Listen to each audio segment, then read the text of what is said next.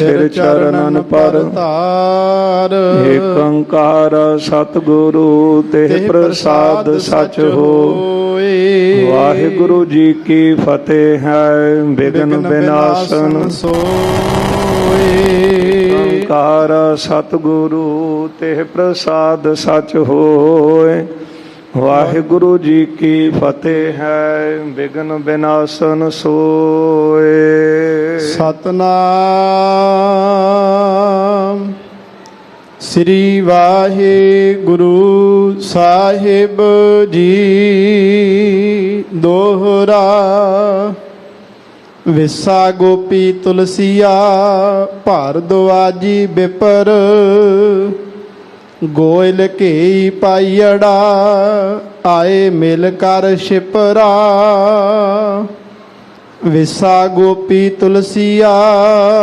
ਵਾਹਿਗੁਰੂ ਜੀ ਕਾ ਖਾਲਸਾ ਵਾਹਿਗੁਰੂ ਜੀ ਕੀ ਫਤਿਹ। ਜੁਗੋ ਜੁਗ ਅਟਲ ਚਵਰ ਛਤਰ ਤਖਤ ਜੀ ਦੇ ਮਾਲਕ ਦਸਾਂ ਹੀ ਪਾਤਸ਼ਾਹੀਆਂ ਕੀ ਆਤਮਕ ਜੋਤ ਧੰਨ ਧੰਨ ਸਾਹਿਬ ਸ੍ਰੀ ਗੁਰੂ ਗ੍ਰੰਥ ਸਾਹਿਬ ਮਹਾਰਾਜ ਸੱਚੇ ਪਾਤਸ਼ਾਹ ਜੀ ਦੀ ਪਾਵਨ ਪਵਿੱਤਰ ਹਜ਼ੂਰੀ ਅੰਦਰ ਗੁਰਦੁਆਰਾ ਮੰਜੀ ਸਾਹਿਬ ਦੀਵਾਨ ਹਾਲ ਸੱਚਖੰਡ ਸ੍ਰੀ ਹਰਿਮੰਦਰ ਸਾਹਿਬ ਸ੍ਰੀ ਅੰਮ੍ਰਿਤਸਰ ਸਾਹਿਬ ਜੀ ਵਿਖੇ ਦਿਨ ਦੇ ਚੌਥੇ ਪਹਿਰ ਦੇ ਸੁੰਦਰ ਦੀਵਾਨ ਚੱਲ ਰਹੇ ਹਨ। ਸਜੇ ਹੋਏ ਦੀਵਾਨਾਂ ਅੰਦਰ ਅਤੀ ਸਨਮਾਨਯੋਗ ਰਾਗੀ ਸਿੰਘਾਂ ਪਾਸੋਂ ਆਪ ਸੰਗਤਾਂ ਨੇ ਅੰਮ੍ਰਿਤਮਈ ਇਲਾਹੀ ਗੁਰਬਾਣੀ ਦਾ ਕੀਰਤਨ ਸਰਵਣ ਕੀਤਾ ਹੈ। ਆਓ ਗੁਰ ਸੰਗਤ ਜੀ, ਹੁਣ ਸਮਾਂ ਹੈ ਜੋ ਚੱਲ ਰਹੀ ਲੜੀਵਾਰ ਗੁਰ ਇਤਿਹਾਸ ਦੀ ਕਥਾ ਆਪਾਂ ਸਰਵਣ ਕਰਦੇ ਆ ਰਹੇ ਹਾਂ। ਕੱਲ੍ਹ ਦੇ ਦੀਵਾਨਾਂ ਵਿੱਚ ਆਪਾਂ ਸਰਵਣ ਕੀਤਾ ਸੀ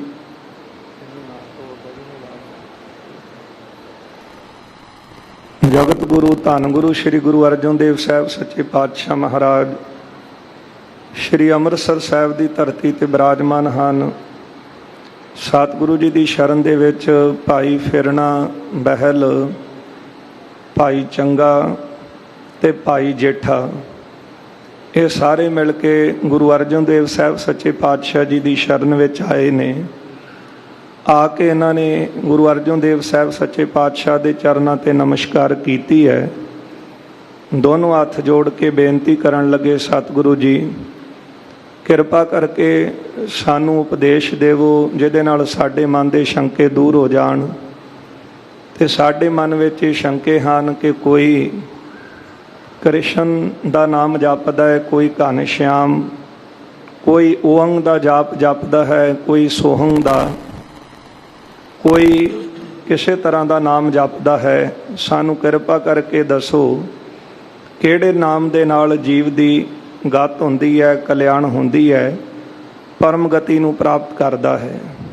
ਸੁਣ ਕੇ ਗੁਰੂ ਅਰਜਨ ਦੇਵ ਸਾਹਿਬ ਸੱਚੇ ਪਾਤਸ਼ਾਹ ਜੀ ਨੇ ਉੱਤਰ ਦਿੱਤਾ ਹੈ। ਗੁਰਦੇਵ ਕਹਿੰਦੇ ਹਨ ਕਿ ਗੁਰੂ ਨਾਨਕ ਸਾਹਿਬ ਸੱਚੇ ਪਾਤਸ਼ਾਹ ਮਹਾਰਾਜ ਜੀ ਨੇ ਸਿੱਖਾਂ ਨੂੰ ਵਾਹਿਗੁਰੂ ਗੁਰਮੰਤਰ ਨਾਮ ਬਖਸ਼ਿਆ ਹੈ। ਪਰ ਜਿਸ ਤਰ੍ਹਾਂ ਹੋਰ ਮਤਾਂ ਦੇ ਵਿੱਚ ਉਹਨਾਂ ਨੂੰ ਸਿੱਖਿਆਵਾਂ ਮਿਲੀਆਂ ਨੇ, ਉਹ ਇਸ ਤਰ੍ਹਾਂ ਹਨ ਕਿ ਕੋਈ ਵੀ ਕਿਸੇ ਬੇੜੀ 'ਤੇ ਸਵਾਰ ਹੋਵੇ ਤੇ ਨਦੀ ਨੂੰ ਪਾਰ ਕਰ ਜਾਂਦਾ ਏ, ਪਰ ਨਦੀ ਨੂੰ ਪਾਰ ਉਹ ਕਰਦਾ ਜਿਹੜਾ ਬੇੜੀ 'ਤੇ ਸਵਾਰ ਹੋਵੇਗਾ। ਇਸੇ ਤਰ੍ਹਾਂ ਕੱਲੀ ਚਰਚਾ ਕਰਨ ਵਾਲਾ, ਕੱਲਾ ਵਾਦ ਵਿਵਾਦ ਕਰਨ ਵਾਲਾ, ਕੱਲਾ ਗੱਲਾਂ ਬਾਤਾਂ ਪੁੱਛਣ ਵਾਲਾ ਇਸ ਸੰਸਾਰ ਸਾਗਰ ਤੋਂ ਪਾਰ ਨਹੀਂ ਹੁੰਦਾ। ਪਾਰ ਉਹ ਹੋਵੇਗਾ ਜਿਹਨੇ ਅਕਾਲ ਪੁਰਖ ਪਰਮੇਸ਼ਰ ਵਾਹਿਗੁਰੂ ਦਾ ਨਾਮ ਜਪਿਆ ਹੈ। 36 ਯੁੱਗ ਧੁੰਦੂ ਘਾਰਾ ਰਿਹਾ, ਹਨੇਰਾ ਰਿਹਾ, 9 ਯੁੱਗਾਂ ਬਾਅਦ ਇੱਕ ਇੱਕ ਅੱਖਰ ਅਕਾਲ ਪੁਰਖ ਵਾਹਿਗੁਰੂ ਜੀ ਨੇ ਪ੍ਰਗਟ ਕੀਤਾ ਹੈ। ਗੁਰੂ ਨਾਨਕ ਸਾਹਿਬ ਸੱਚੇ ਪਾਤਸ਼ਾਹ ਜੀ ਨੇ 4 ਅੱਖਰ ਲਏ, ਵਾਵਾ, ਹਾਹਾ, ਗੱਗਾ, ਰਾਰਾ, ਤੇ ਵਾਹਿਗੁਰੂ ਗੁਰਮੰਤਰ ਨਾਮ ਬਖਸ਼ਿਆ ਹੈ। ਜਿਹੜਾ ਵੀ ਵਾਹਿਗੁਰੂ ਗੁਰਮੰਤਰ ਦਾ ਜਾਪ ਕਰਦਾ ਹੈ, ਅਭਿਆਸ ਕਰਦਾ ਹੈ, ਉਹ ਇਸ ਭਵ ਸਾਗਰ ਤੋਂ ਜ਼ਰੂਰ ਤਰੇਗਾ। ਅੰਤਲੇ ਸਮੇਂ ਉਹਦੀ ਕਲਿਆਣ ਹੋਵੇਗੀ। ਇੱਕ ਕਵਿਤ ਵੀ ਆਪਾਂ ਪੜ੍ਹਦੇ ਹਾਂ, ਜੈਸੇ 68 ਤੀਰਥ ਪਰਸ ਕੀਓ, ਜੁਗ 4 ਚਰਿਓ ਕੈਲਾਸ਼ ਰਹਿਓ, ਜਿਸ ਤਰ੍ਹਾਂ ਕੋਈ 68 ਤੀਰਥਾਂ ਤੇ ਕੈਲਾਸ਼ ਪਰਬਤ ਤੇ ਚੜ੍ਹ ਕੇ ਭਗਤੀ ਕਰੇ, ਜੈਸੇ ਕੋਟ ਬਰਸ ਤਬ ਉਰਦ ਮੁਖੀ ਬੈ ਸੰਤਰ ਮੇ ਤਨ ਦਾਹ ਦਿਓ। ਕਰੋੜਾਂ ਸਾਲ ਅੱਗ ਦੇ ਵਿੱਚ ਪੁੱਠਾ ਲਟਕਿਆ ਹੋਇਆ ਆਪਣੇ ਸਰੀਰ ਨੂੰ ਸਾੜੇ, ਜੈਸੇ ਕੋਟ ਬਰਸ ਤਬ ਉਰਦ ਮੁਖੀ ਬੈ ਸੰਤਰ ਮੇ ਤਨ ਦਾਹ ਦਿਓ। ਹੁਣ ਅੰਮ੍ਰਿਤ ਨਾਮ ਵਿਸ਼ੇਸ਼ ਇਤੀ ਜਿਨ ਏਕ ਬਾਰ ਸ਼੍ਰੀ ਵਾਹਿਗੁਰੂ ਕਹਿਓ। ਇਹਨਾਂ ਫਲ ਆਪਣੀ ਸੁਰਤ ਨੂੰ ਜੋੜ ਕੇ ਵਾਹਿਗੁਰੂ ਕਹਿਣ ਵਾਲੇ ਨੂੰ ਸੁੱਤੇ ਸਿੱਧੀ ਪ੍ਰਾਪਤ ਹੋ ਜਾਂਦਾ ਹੈ। ਤੇ ਭਾਈ ਗੁਰਦਾਸ ਜੀ ਵੀ ਕਹਿੰਦੇ ਨੇ, ਵਾਹਿਗੁਰੂ ਗੁਰ ਮੰਤਰ ਹੈ ਜਪ ਹਉਮੈ ਖੋਈ। ਇਹ ਗੁਰੂ ਨਾਨਕ ਸਾਹਿਬ ਜੀ ਨੇ ਸਿੱਖਾਂ ਨੂੰ ਇਸ ਭਵ ਸਾਗਰ ਤੋਂ ਪਾਰ ਕਰਨ ਵਾਸਤੇ, ਮਨੁੱਖਤਾ ਦੇ ਭਲੇ ਵਾਸਤੇ ਉਧਾਰ ਲਈ ਚੌਹਾਂ ਯੁੱਗਾਂ ਦਾ ਜੋ ਗੁਰਮੰਤਰ ਨਾਮ ਬਣਾਇਆ, ਉਹ ਵਾਹਿਗੁਰੂ ਬਖਸ਼ਿਆ ਹੈ। ਜਿਹੜਾ ਵਾਹਿਗੁਰੂ ਉਚਾਰਦਾ ਹੈ ਉਹਨੂੰ ਚਾਰੇ ਯੁੱਗਾਂ ਦੀ ਭਗਤੀ ਦਾ ਫਲ ਸੁੱਤੇ ਸਿੱਧ ਪ੍ਰਾਪਤ ਹੋ ਜਾਂਦਾ ਹੈ। ਪਰ ਗੁਰਮਤਿ ਦੇ ਵਿੱਚ, ਗੁਰਬਾਣੀ ਦੇ ਵਿੱਚ ਕਿਸੇ ਵੀ ਨਾਮ ਦੇ ਨਾਲ ਕੋਈ ਵਿਤਕਰਾ ਨਹੀਂ ਕੀਤਾ ਗਿਆ। ਭਾਈ ਗੁਰਦਾਸ ਜੀ ਵੀ ਲਿਖਦੇ ਨੇ, ਰਾਮ ਰਹੀਮ ਕਹਾਏ ਦੇ ਇੱਕ ਨਾਮ ਦੋਏ ਰਾਹ ਭੁਲਾਣੇ। ਰਾਮ ਕਹਿਣ ਵਾਲਾ ਉਹ ਵੀ ਭਵ ਸਾਗਰ ਤੋਂ ਤਰੇ, ਤੇ ਰਹੀਮ ਕਹਿਣ ਵਾਲਾ ਵੀ ਭਵ ਸਾਗਰ ਤੋਂ ਤਰਿਆ। ਪਰ ਤਰਿਆ ਉਹ ਹੈ ਜਿਸ ਨੇ ਪਰਮਾਤਮਾ ਦੇ ਨਾਮ ਨੂੰ ਜਪਿਆ ਹੈ। ਇਸ ਲਈ ਜਪਣ ਵਾਲੇ ਪਾਰ ਹੁੰਦੇ ਨੇ। ਤੇ ਗੁਰੂ ਨਾਨਕ ਸਾਹਿਬ ਸੱਚੇ ਪਾਤਸ਼ਾਹ ਨੇ ਸਾਨੂੰ ਵਾਹਿਗੁਰੂ ਗੁਰਮੰਤਰ ਦਿੱਤਾ ਹੈ। ਇਸ ਲਈ ਜਿਹੜਾ ਵੀ ਕਮਾਈ ਕਰੇਗਾ ਉਹ ਜ਼ਰੂਰ ਤਰੇਗਾ। ਇਹ ਕਥਾ ਵਿਚਾਰ ਆਪਾਂ ਸਰਵਣ ਕੀਤੀ ਸੀ। ਆਓ ਜਿਸ ਤਰ੍ਹਾਂ ਅੱਗੇ ਲੜੀਵਾਰ ਕਥਾ ਆ ਰਹੀ ਹੈ, ਸਿੱਖ ਚੱਲ ਕੇ ਗੁਰੂ ਸਾਹਿਬ ਜੀ ਦੀ ਸ਼ਰਨ ਵਿੱਚ ਆਉਂਦੇ ਹਨ, ਤੇ ਜੋ ਵੀ ਮਨਾਂ ਦੇ ਸ਼ੰਕੇ ਹਨ ਉਹ ਗੁਰਦੇਵ ਦੇ ਦਰਸ਼ਨ ਕਰਕੇ ਤੇ ਗੁਰੂ ਸਾਹਿਬ ਜੀ ਦੇ ਅੱਗੇ ਬੇਨਤੀ ਕਰਕੇ ਆਪਣੇ ਸ਼ੰਕੇ ਨਿਵਰਤ ਕਰਦੇ ਹਨ। ਜਿਸ ਤਰ੍ਹਾਂ ਕਿ ਕਥਾ ਆ ਰਹੀ ਹੈ, ਸਰਵਣ ਕਰਕੇ ਲਾਹੇ ਪ੍ਰਾਪਤ ਕਰੀਏ। ਸਾਰੀ ਸੰਗਤ ਦਿਓ ਅਸੀਸ, ਰਸਨਾ ਕਰੋ ਪਵਿੱਤਰ, ਪਿਆਰ ਸਤਿਕਾਰ ਸਹਿਤ ਲਵਾਓ ਹਾਜ਼ਰੀਆਂ। ਉਚਾਰਨ ਕਰੋ ਜੀ ਸਤਨਾਮ ਸ੍ਰੀ ਵਾਹਿਗੁਰੂ ਸਾਹਿਬ ਜੀ। ਦੋਹਰਾ ਵਿਸਾ ਗੋਪੀ ਤੁਲਸੀਆ ਭਾਦਰਦਵਾਜ ਪ੍ਰਿਪਰ। ਵਿਸਾ ਗੋਪੀ ਤੁਲਸੀਆ ਭਾਰਦਵਾਜੀ ਵਿਪਰ। ਉਹਨਾਂ ਦੇ ਨਾਮ ਨੇ ਜਿਹੜੇ ਗੁਰੂ ਅਰਜਨ ਦੇਵ ਸਾਹਿਬ ਜੀ ਦੀ ਸ਼ਰਨ ਵਿੱਚ ਚੱਲ ਕੇ ਆਏ ਨੇ।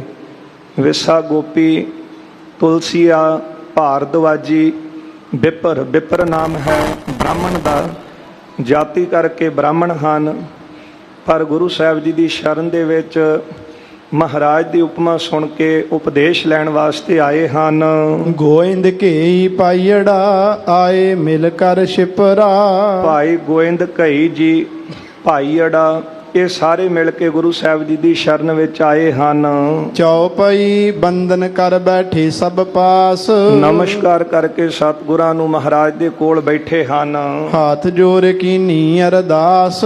ਹੱਥ ਜੋੜ ਕੇ ਇਹਨਾਂ ਸਿੱਖਾਂ ਨੇ ਗੁਰੂ ਸਾਹਿਬ ਜੀ ਨੂੰ ਬੇਨਤੀ ਕੀਤੀ ਹੈ। ਗੁਰੂ ਗਰੀਬ ਨਿਵਾਜ ਸੁਣਾਈਏ। ਗਰੀਬਾਂ ਨੂੰ ਨਿਵਾਜਣ ਵਾਲੇ ਸਤਿਗੁਰੂ, ਕਿਰਪਾ ਕਰਕੇ ਸਾਨੂੰ ਉਪਦੇਸ਼ ਦੇਵੋ। ਦਵੈ ਸ਼ਬਦਨ ਮਹਿ ਸੰਸੈ ਪਾਈਏ। ਮਹਾਰਾਜ, ਸਾਡੇ ਮਨਾਂ ਵਿੱਚ ਸ਼ੰਕਾ ਹੈ, ਤੇ ਸ਼ੰਕਾ ਇਹ ਹੈ ਕਿ ਅਸੀਂ ਦੋ ਸ਼ਬਦ ਬਾਣੀ ਦੇ ਵਿੱਚ ਪੜ੍ਹਦੇ ਹਾਂ, ਸੁਣਦੇ ਹਾਂ, ਪਰ ਜਦੋਂ ਦੋਨਾਂ ਨੂੰ ਸੁਣਦੇ ਹਾਂ ਤੇ ਸਾਡੇ ਮਨ ਦੇ ਵਿੱਚ ਇੱਕ ਸ਼ੰਕਾ ਖੜਾ ਹੁੰਦਾ ਹੈ। ਨਾਮਦੇਵ ਜਨ ਸ਼ਬਦ ਸੁਨਾਏ। ਕਿਉਂਕਿ ਉਹ ਸ਼ਬਦ ਹਨ ਭਗਤ ਨਾਮਦੇਵ ਜੀ ਦੇ। ਦਵੈ ਥਲ ਰਾਗਨ ਬਿਖੈ ਟਿਕਾਏ। ਤੇ ਉਹ ਦੋਨਾਂ ਸ਼ਬਦਾਂ ਦੇ ਵਿੱਚ ਨਾਮਦੇਵ ਜੀ ਨੇ ਉਚਾਰਨ ਕੀਤੇ ਹਨ। ਦੋਨੋਂ ਸ਼ਬਦ ਭਗਤ ਜੀ ਦੇ ਨੇ। ਦੋਨੋਂ ਥਲ ਰਾਗਨ ਬਿਖੈ ਟਿਕਾਏ।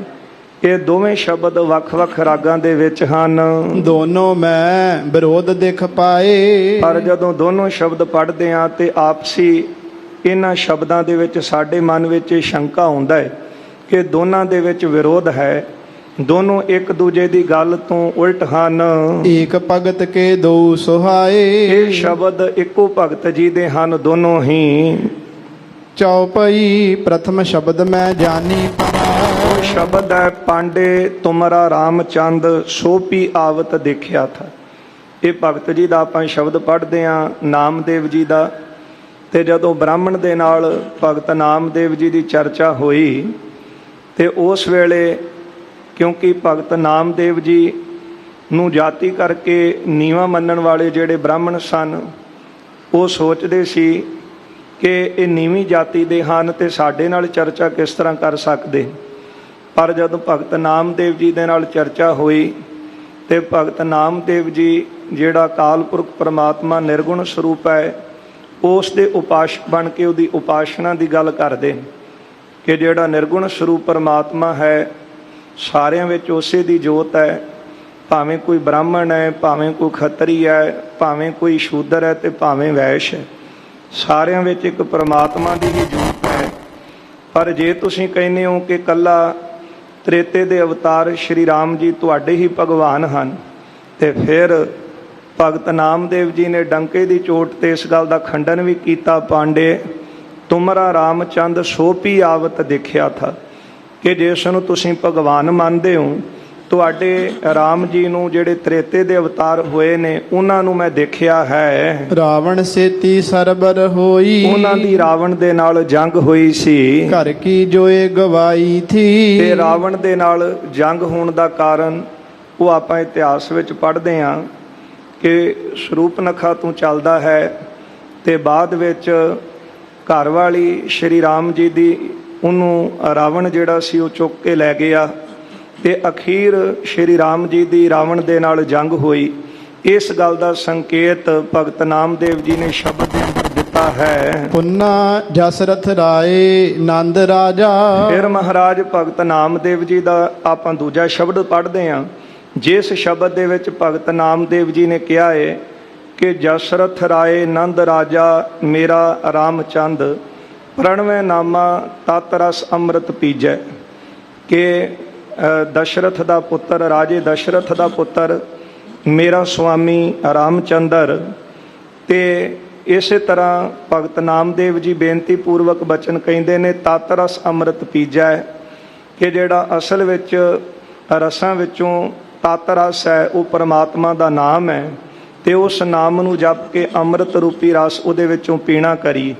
ਇਹ ਮਹਾਰਾਜ ਦੋਨੋਂ ਸ਼ਬਦ ਭਗਤ ਨਾਮਦੇਵ ਜੀ ਦੇ ਆਪਾਂ ਪੜ੍ਹਦੇ ਹਾਂ। ਚੌਪਈ ਪ੍ਰਥਮ ਸ਼ਬਦ ਮੈਂ ਜਾਨੀ ਪਰੈ। ਪਹਿਲਾ ਸ਼ਬਦ ਜਿਹੜਾ ਅਸੀਂ ਤੁਹਾਨੂੰ ਦੱਸਿਆ ਉਹਦੇ ਵਿੱਚ ਇਸ ਤਰ੍ਹਾਂ ਦਿਸਦਾ ਹੈ, ਤਰਕ ਈਸ ਅਵਤਾਰਨ ਕਰੈ, ਕਿ ਭਗਤ ਨਾਮਦੇਵ ਜੀ ਨੇ ਜਿਹੜੇ ਰੱਬੀ ਅਵਤਾਰ ਹੋਏ ਨੇ, ਪਰਮਾਤਮਾ ਦੇ ਭੇਜੇ ਅਵਤਾਰ ਹੋਏ ਨੇ, ਉਹਨਾਂ ਪ੍ਰਤੀ ਤਰਕ ਕੀਤੀ ਹੈ। ਦੁਤੀਏ ਮਹਿ ਮਾਇ ਅਵਤਾਰ, ਅਤੇ ਜਿਹੜੇ ਭੇਜੇ ਹੋਏ ਅਕਾਲ ਪੁਰਖ ਦੇ ਅਵਤਾਰ ਸਨ, ਦੂਜੇ ਵਿੱਚ ਉਹਨਾਂ ਦੀ ਜਿਹੜੀ ਹੈ ਮਹਿਮਾ ਗਾਈ ਹੈ। ਪਹਿਲਾ ਸ਼ਬਦ ਜਿਹੜਾ ਸੀ ਕਿ ਪਾਂਡੇ ਤੁਮਰਾ ਰਾਮਚੰਦ ਸੋਪੀ ਆਵਤ ਦੇਖਿਆ ਥਾ, ਰਾਵਣ ਸੇਤੀ ਸਰਬਰ ਹੋਈ ਘਰ ਕੀ ਜੋਏ ਗਵਾਈ ਥੀ। ਇਸ ਸ਼ਬਦ ਵਿੱਚ ਸੁਣ ਕੇ ਇੰਜ ਲੱਗਦਾ ਕਿ ਜਿਸ ਤਰ੍ਹਾਂ ਉਹਨਾਂ ਨੇ ਭੇਜੇ ਹੋਏ ਪ੍ਰਮਾਤਮਾ ਦੇ ਅਵਤਾਰ ਤੇ ਤਰਕ ਕੀਤੀ ਹੋਵੇ। ਪਰ ਦੂਜਾ ਸ਼ਬਦ ਆਪਾਂ ਪੜ੍ਹਦੇ ਹਾਂ ਜਿਹਦੇ ਵਿੱਚ ਉਹ ਕਹਿੰਦੇ ਨੇ ਕਿ ਦਸ਼ਰਥ ਰਾਜੇ ਦਾ ਪੁੱਤਰ ਰਾਮਚੰਦਰ ਉਹ ਮੇਰਾ ਸੁਆਮੀ ਹੈ।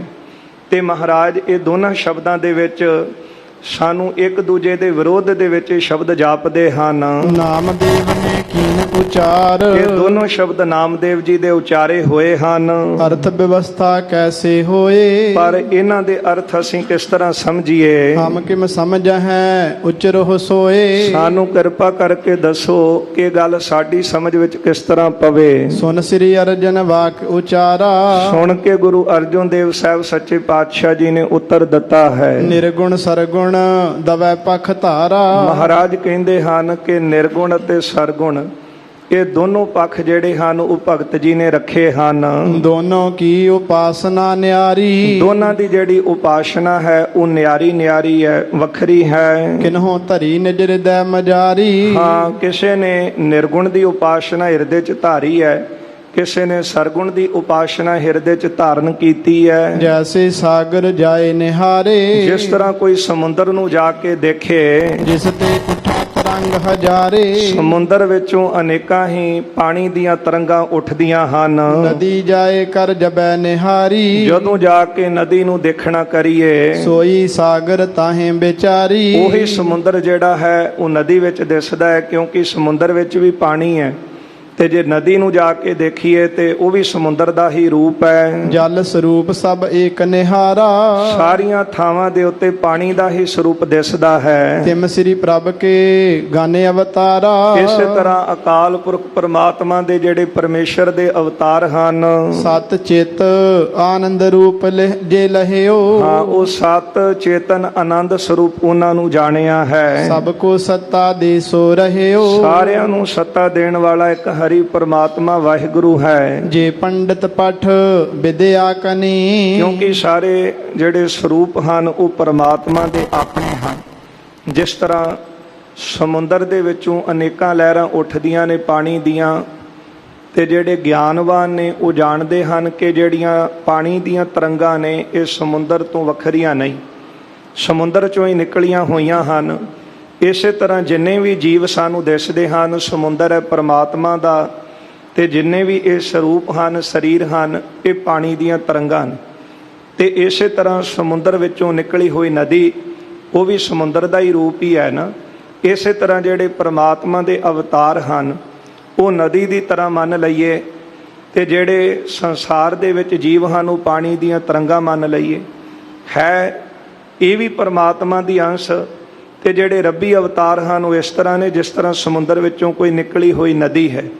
ਤੇ ਅੱਗੇ ਇਹਨੂੰ ਸੁਣੋ ਇਸ ਤਰ੍ਹਾਂ, ਗਿਆਨ ਬਿਹੂਨੇ ਮੁਖ ਤੇ ਪਨੀ। ਜਿਹੜੇ ਪੰਡਤ ਸਨ ਉਹ ਗਿਆਨ ਤੋਂ ਖਾਲੀ ਤੇ ਮੂੰਹੋਂ ਇਸ ਤਰ੍ਹਾਂ ਕਹਿੰਦੇ ਸੀ, ਸਰਗੁਣ ਪੂਜਾ ਧਰੈ ਵਿਸ਼ੇਖ। ਕਿ ਜਿਹੜੀ ਸਰਗੁਣ ਦੀ ਪੂਜਾ ਹੈ, ਸਰਗੁਣ ਪੂਜਾ ਧਰੈ ਵਿਸ਼ੇਖ।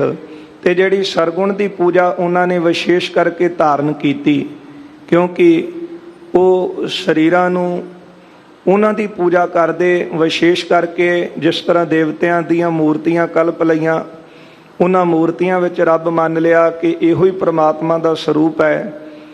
ਬਣਾਈ ਹੋਈ ਪੱਥਰ ਦੀ ਮੂਰਤੀ ਨੂੰ ਤਾਂ ਰੱਬ ਜਾਣ ਕੇ ਪੂਜਿਆ, ਪਰ ਜਿਹੜੇ ਸੱਚਮੁੱਚ ਪ੍ਰਮਾਤਮਾ ਦੀ ਅੰਸ਼ ਜੀਵ ਸਨ ਉਹਨਾਂ ਨਾਲ ਨਫ਼ਰਤ ਕੀਤੀ। ਕੀ ਕਹਿ ਕੇ ਕਿ ਸ਼ੂਦਰ ਹੈ, ਇਹ ਨੀਵੀਂ ਜਾਤੀ ਦਾ ਹੈ, ਇਹ ਸਾਡੇ ਨਾਲ ਵੀ ਛੂ ਜਾਵੇ ਤੇ ਅਸੀਂ ਅਛੂਤ ਹੋ ਜਾਂਦੇ, ਜਾਣੀ ਕਿ ਸਾਨੂੰ ਇਹ ਝੂਠਾ ਕਰ ਦਿੰਦਾ। ਇਹਦਾ ਕਿਤੇ ਪਰਛਾਵਾਂ ਵੀ ਪੈ ਜਾਵੇ ਤੇ ਸਾਡਾ ਚੌਂਕਾ ਪਿੱਟਿਆ ਜਾਂਦਾ। ਜਾਣੀ ਕਿ ਬੰਦੇ ਨਾਲ ਨਫ਼ਰਤ ਕੀਤੀ ਤੇ ਬਣਾਏ ਹੋਏ ਮਿੱਟੀ ਦੇ ਜਿਹੜੇ ਬੁੱਤ ਸਨ ਉਹਨਾਂ ਨੂੰ ਰੱਬ ਬਣਾ ਕੇ ਪੂਜਿਆ। ਕਿਉਂਕਿ ਜਿਹੜੇ ਪੰਡਤ ਸਨ ਆਪਣੇ ਆਪ ਨੂੰ ਬਹੁਤ ਗਿਆਨਵਾਨ ਸਮਝਦੇ ਸਨ, ਉਹ ਸਰਗੁਣ ਦੇ ਉਪਾਸ਼ਕ ਸਨ। ਕੇਵਲ ਤਾਂ ਕੇਵਲ ਮੂਰਤੀਆਂ ਬਣਾ ਕੇ ਪਰਮਾਤਮਾ ਦੀਆਂ, ਇੰਜ ਕਹਿ ਲਓ ਦੇਵਤਿਆਂ ਦੀਆਂ, ਅਵਤਾਰਾਂ ਦੀਆਂ, ਤੇ ਉਹਨਾਂ ਦੀ ਉਪਾਸਨਾ ਕਰਦੇ ਸੀ। ਸੰਤਨ ਸੰਗ ਕਮਾਵਤ ਦੇਖ। ਪਰ ਸੰਤਾਂ ਦੇ ਨਾਲ ਵੈਰ ਕਰਦੇ ਸਨ, ਵੈਰ ਰੱਖਦੇ ਸੀ। ਹੁਣ ਸੰਤ ਦੀ ਜਾਤ ਕਿਹੜੀ ਹੈ, ਸੰਤ ਦਾ ਪਹਿਰਾਵਾ ਕਿਹੜਾ ਹੈ, ਸੰਤ ਦਾ ਵਰਨ ਕਿਹੜਾ ਹੈ। ਮਹਾਰਾਜ ਦੇ ਬਚਨ ਆਪਾਂ ਪੜ੍ਹਦੇ ਹਾਂ, ਸੰਤ ਹੈ ਕੌਣ।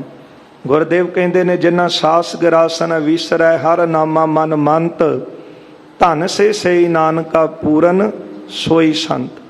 ਜਿਹੜਾ ਸਵਾਸ ਸਵਾਸ ਅੱਠੇ ਪੈਰ ਪਰਮਾਤਮਾ ਦਾ ਨਾਮ ਜਪ ਰਿਹਾ ਹੈ, ਉਹਦਾ ਭਾਵੇਂ ਪਹਿਰਾਵਾ ਕੋਈ ਵੀ ਹੋਵੇ, ਵਰਨ ਕਰਕੇ ਜਾਤੀ ਕਰਕੇ ਕੋਈ ਵੀ ਹੋਵੇ, ਪਰ ਜਿਹਦੇ ਹਿਰਦੇ ਵਿੱਚ ਹਰੀ ਪਰਮਾਤਮਾ ਦਾ ਨਾਮ ਵਸਿਆ, ਅਸਲ ਵਿੱਚ ਸ਼ਾਂਤੀ ਹੋਵੇ। ਪਰ ਜਿਹੜੇ ਪੰਡਤ ਸਨ ਉਹ ਪੱਥਰਾਂ ਨੂੰ ਤਾਂ ਰੱਬ ਜਾਣ ਕੇ ਪੂਜਦੇ ਸੀ ਕਿ ਫਲਾਣੇ ਦੇਵਤੇ ਦੀ ਮੂਰਤੀ ਹੈ, ਪਰ ਜਿਨ੍ਹਾਂ ਦੇ ਹਿਰਦੇ ਵਿੱਚ ਪਰਮਾਤਮਾ ਵਾਹਿਗੁਰੂ ਆਪ ਬੈਠਾ ਹੈ, ਜਿਹੜੇ ਸੰਤ ਜਨ ਭਗਤ ਜਨ ਸਨ, ਭਗਤ ਨਾਮਦੇਵ ਜੀ, ਭਗਤ ਕਬੀਰ ਸਾਹਿਬ ਜੀ, ਇਹਨਾਂ ਨਾਲ ਉਹ ਈਰਖਾ ਕਰਦੇ ਸੀ। ਇਸ ਕਰਕੇ ਕਹਿਓ ਸ਼ਬਦ ਤਿਨ ਕੇ ਪਰਥਾਏ। ਇਹ ਜਿਹੜੇ ਸ਼ਬਦ ਹਨ ਉਹਨਾਂ ਦੇ ਪਰਥਾਏ ਭਗਤ ਜੀ ਨਾਮਦੇਵ ਜੀ ਨੇ ਉਚਾਰਨ ਕੀਤੇ। ਕਿਉਂਕਿ ਜਦੋਂ ਭਗਤ ਜੀ ਨਾਲ ਜਾਤੀ ਕਰਕੇ ਈਰਖਾ ਕੀਤੀ ਤੇ ਫਿਰ ਭਗਤ ਜੀ ਨੇ ਕਿਹਾ ਕਿ ਜਿਹਨੂੰ ਤੁਸੀਂ ਰੱਬ ਮੰਨ ਰਹੇ ਹੋ, ਅਸਲ ਵਿੱਚ ਉਹ ਵੀ ਮਨੁੱਖਾ ਸਰੀਰ ਲੈ ਕੇ ਸੰਸਾਰ ਵਿੱਚ ਆਏ ਨੇ, ਤੇ ਸਰੀਰ ਉਹਨਾਂ ਦੇ ਵੀ ਸਾਡੇ ਵਰਗੇ ਹੀ। ਜੇ ਕਿਤੇ ਵੱਖਰੇ ਹੁੰਦੇ ਤੇ ਫਿਰ ਉਹਨਾਂ ਦੀ ਇੱਕ ਇਸਤਰੀ ਕਰਕੇ ਇੰਨੀ ਵੱਡੀ ਜੰਗ ਕਿਉਂ ਹੁੰਦੀ। ਇਹ ਕੇਵਲ ਉਹਨਾਂ ਪੰਡਤਾਂ ਦੇ ਸ਼ੰਕੇ ਦੂਰ ਕਰਨ ਵਾਸਤੇ, ਨਿਵਰਤ ਕਰਨ ਵਾਸਤੇ ਕਿ ਤੁਸੀਂ ਵਰਨ ਵੰਡ ਦੇ ਵਿੱਚ ਵਿਤਕਰੇ ਖੜੇ ਕਰ ਰਹੇ ਹੋ, ਵਰਨ ਦੇ ਵਿੱਚ ਵੰਡੀਆਂ ਪਾ ਕੇ ਬੈਠੇ ਹੋ। ਇਹ ਸ਼ਬਦ ਭਗਤ ਨਾਮਦੇਵ ਜੀ ਨੇ ਉਹਨਾਂ ਪ੍ਰਤੀ ਕਹੇ ਹਨ। ਸਾਗੁਣ ਨਿਰਗੁਣ ਜੇ ਪੱਖ ਬੰਦਾਏ। ਜਿਹੜੇ ਲੋਕਾਂ ਨੇ ਸਰਗੁਣ ਅਤੇ ਨਿਰਗੁਣ ਦੇ ਵਿੱਚ ਪੱਖਬਦ ਕੀਤਾ ਹੈ, ਧਰਮ ਸਰੀਰ ਧਰਨ ਕੋ ਇਹੀ। ਹਾਂ, ਤੇ ਧਰਮ ਸਰੀਰ ਧਰਨ ਕੋ ਇਹੀ। ਉਹਨਾਂ ਦਾ ਸਰੀਰ ਧਾਰਨ ਦਾ ਧਰਮ ਇਹੋ ਸੀ। ਦੁੱਖ ਸੁਖ ਪ੍ਰਾਪਤ ਹੋਣ ਅਸ਼ੇਹੀ। ਹਾਂ, ਉਹਨਾਂ ਨੇ ਸਰੀਰ ਧਾਰਨ ਕੀਤੇ ਤੇ ਫਿਰ ਜਿਹੜਾ ਸਰੀਰ ਧਾਰਨ ਕਰਕੇ ਆਇਆ, ਸਰੀਰ ਦਾ ਤੇ ਧਰਮ ਹੀ ਹੈ ਨਾ, ਜਿਹਦੇ ਉੱਤੇ ਸੁੱਖ ਆਏ ਨੇ ਤੇ ਫਿਰ ਕਦੇ ਨਾ ਕਦੇ ਦੁੱਖ ਵੀ ਤਾਂ ਆਉਣੇ ਹੀ ਨੇ। ਜਿਹੜਾ ਸਰੀਰ ਧਾਰਨ ਕਰਕੇ ਆਇਆ, ਭਾਵੇਂ ਕੋਈ ਅਵਤਾਰੀ ਪੁਰਖ ਹੀ ਹੈ, ਇਹ ਜਿਹੜੇ ਦੁੱਖ ਸੁੱਖ ਨੇ ਦੋਨੋਂ ਅਣਖਿੜਵੇਂ ਅੰਗ ਨੇ। ਇਉਂ ਬੰਦਾ ਜਿਹੜਾ ਗਿਆਨ ਤੋਂ ਹੀਣਾ ਹੈ, ਉਹ ਦੁੱਖਾਂ ਨੂੰ ਦੇਖ ਕੇ ਘਬਰਾ ਜਾਂਦਾ ਹੈ ਕਿ ਹੋ ਸਕਦਾ ਹੈ ਕਿ ਮੇਰੇ ਨਾਲ ਕੋਈ ਅਨਹੋਣੀ ਵਾਪਰ ਗਈ, ਦੁੱਖ ਦੀ ਘੜੀ ਵਾਪਰ ਗਈ। ਪਰ ਜਿਹੜੇ ਗਿਆਨਵਾਨ ਨੇ ਉਹ ਜਾਣਦੇ ਨੇ ਕਿ ਜੇ ਬੰਦਾ ਸਰੀਰ ਲੈ ਕੇ ਆਇਆ, ਭਾਵੇਂ ਕੋਈ ਅਵਤਾਰੀ ਪੁਰਖ ਸੀ, ਭਾਵੇਂ ਕੋਈ ਦੇਵਤਾ ਸੀ, ਇਹ ਦੁੱਖ ਸੁੱਖ ਤਾਂ ਇਹ ਸਰੀਰ ਦਾ ਧਰਮ ਹੈ। ਜਿਸ ਤਰ੍ਹਾਂ ਇਹ ਦਿਨ ਹੈ ਤੇ ਰਾਤ ਵੀ ਆਉਣੀ ਹੈ, ਇਸੇ ਤਰ੍ਹਾਂ ਜੇ ਅੱਜ ਸੁੱਖ ਨੇ ਤੇ ਦੁੱਖ ਵੀ ਆਉਣੇ ਨੇ। ਤੇ ਭਗਤ ਜੀ ਨੇ ਇਹ ਉਹਨਾਂ ਪ੍ਰਤੀ ਸ਼ਬਦ ਕਹੇ ਹਨ ਜਿਹੜੇ ਕਹਿੰਦੇ ਸਨ ਕਿ ਨਹੀਂ ਜੀ, ਜਿਹੜਾ ਪਰਮਾਤਮਾ ਹੈ ਉਹ ਇਹੋ ਹੀ ਹੈ, ਤੇ ਬਾਕੀਆਂ ਨਾਲ ਨਫ਼ਰਤ ਕੀਤੀ। ਤੇ ਭਗਤ ਜੀ ਨੇ ਕਿਹਾ ਜਿਹੜੇ ਸਰੀਰ ਧਾਰਨ ਕਰਕੇ ਆਏ ਨੇ ਉਹਨਾਂ ਦੇ ਉੱਤੇ ਵੀ ਤਾਂ ਕਿੰਨੇ ਦੁੱਖ ਆਏ ਹਨ, ਕਿ ਦੇਖਿਆ ਤੁਹਾਡੇ ਅਵਤਾਰ ਨੂੰ ਉਹਨਾਂ ਦੇ ਵੀ ਉੱਤੇ ਵੀ ਤਾਂ ਵੱਡਾ ਦੁੱਖ ਆਇਆ। ਘਰ ਦੀ ਇਸਤਰੀ ਜਿਹੜੀ ਸੀ ਉਹਦੇ ਨਾਲ ਵਿਛੋੜਾ ਪੈ ਜਾਣਾ, ਇਹ ਵੀ ਬਹੁਤ ਵੱਡਾ ਦੁੱਖ ਸੀ, ਕਿਉਂਕਿ ਵਿਛੋੜਾ ਹੈ ਹੀ ਦੁੱਖ।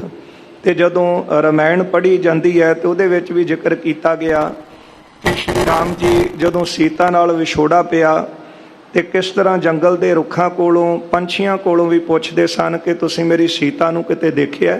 ਯਾਨੀ ਕਿ ਵਿਛੋੜਾ ਇੱਕ ਦੁੱਖ ਹੈ, ਭਾਵੇਂ ਉਹ ਆਮ ਮਨੁੱਖ ਦਾ ਪੈ ਜਾਵੇ ਤੇ ਭਾਵੇਂ ਅਵਤਾਰੀ ਪੁਰਖ ਦਾ ਪਿਆ, ਦੁੱਖ ਤਾਂ ਦੁੱਖ ਹੀ ਹੈ ਨਾ।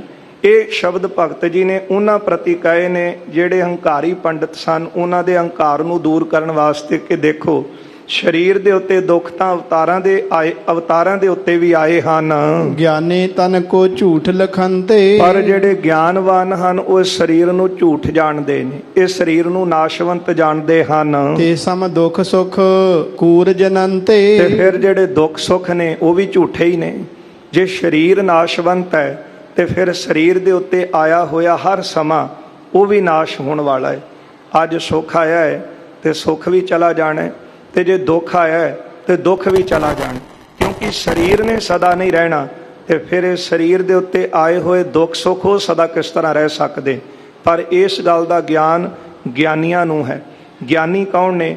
ਜਿਹੜੇ ਸੰਤਾਂ ਤੋਂ, ਮਹਾਂਪੁਰਖਾਂ ਤੋਂ ਗੁਰੂ ਕੋਲ ਬੈਠ ਕੇ ਉਪਦੇਸ਼ ਲੈਂਦੇ ਹਨ, ਜਿਹੜੇ ਇਹ ਜਾਣਗੇ ਕਿ ਸਾਡਾ ਅਸਲ ਵਿੱਚ ਸਰੂਪ ਜਿਹੜਾ ਹੈ ਉਹ ਆਤਮ ਸਰੂਪ ਹੈ, ਇਹ ਸਰੀਰ ਸਾਡਾ ਸਰੂਪ ਨਹੀਂ ਹੈ।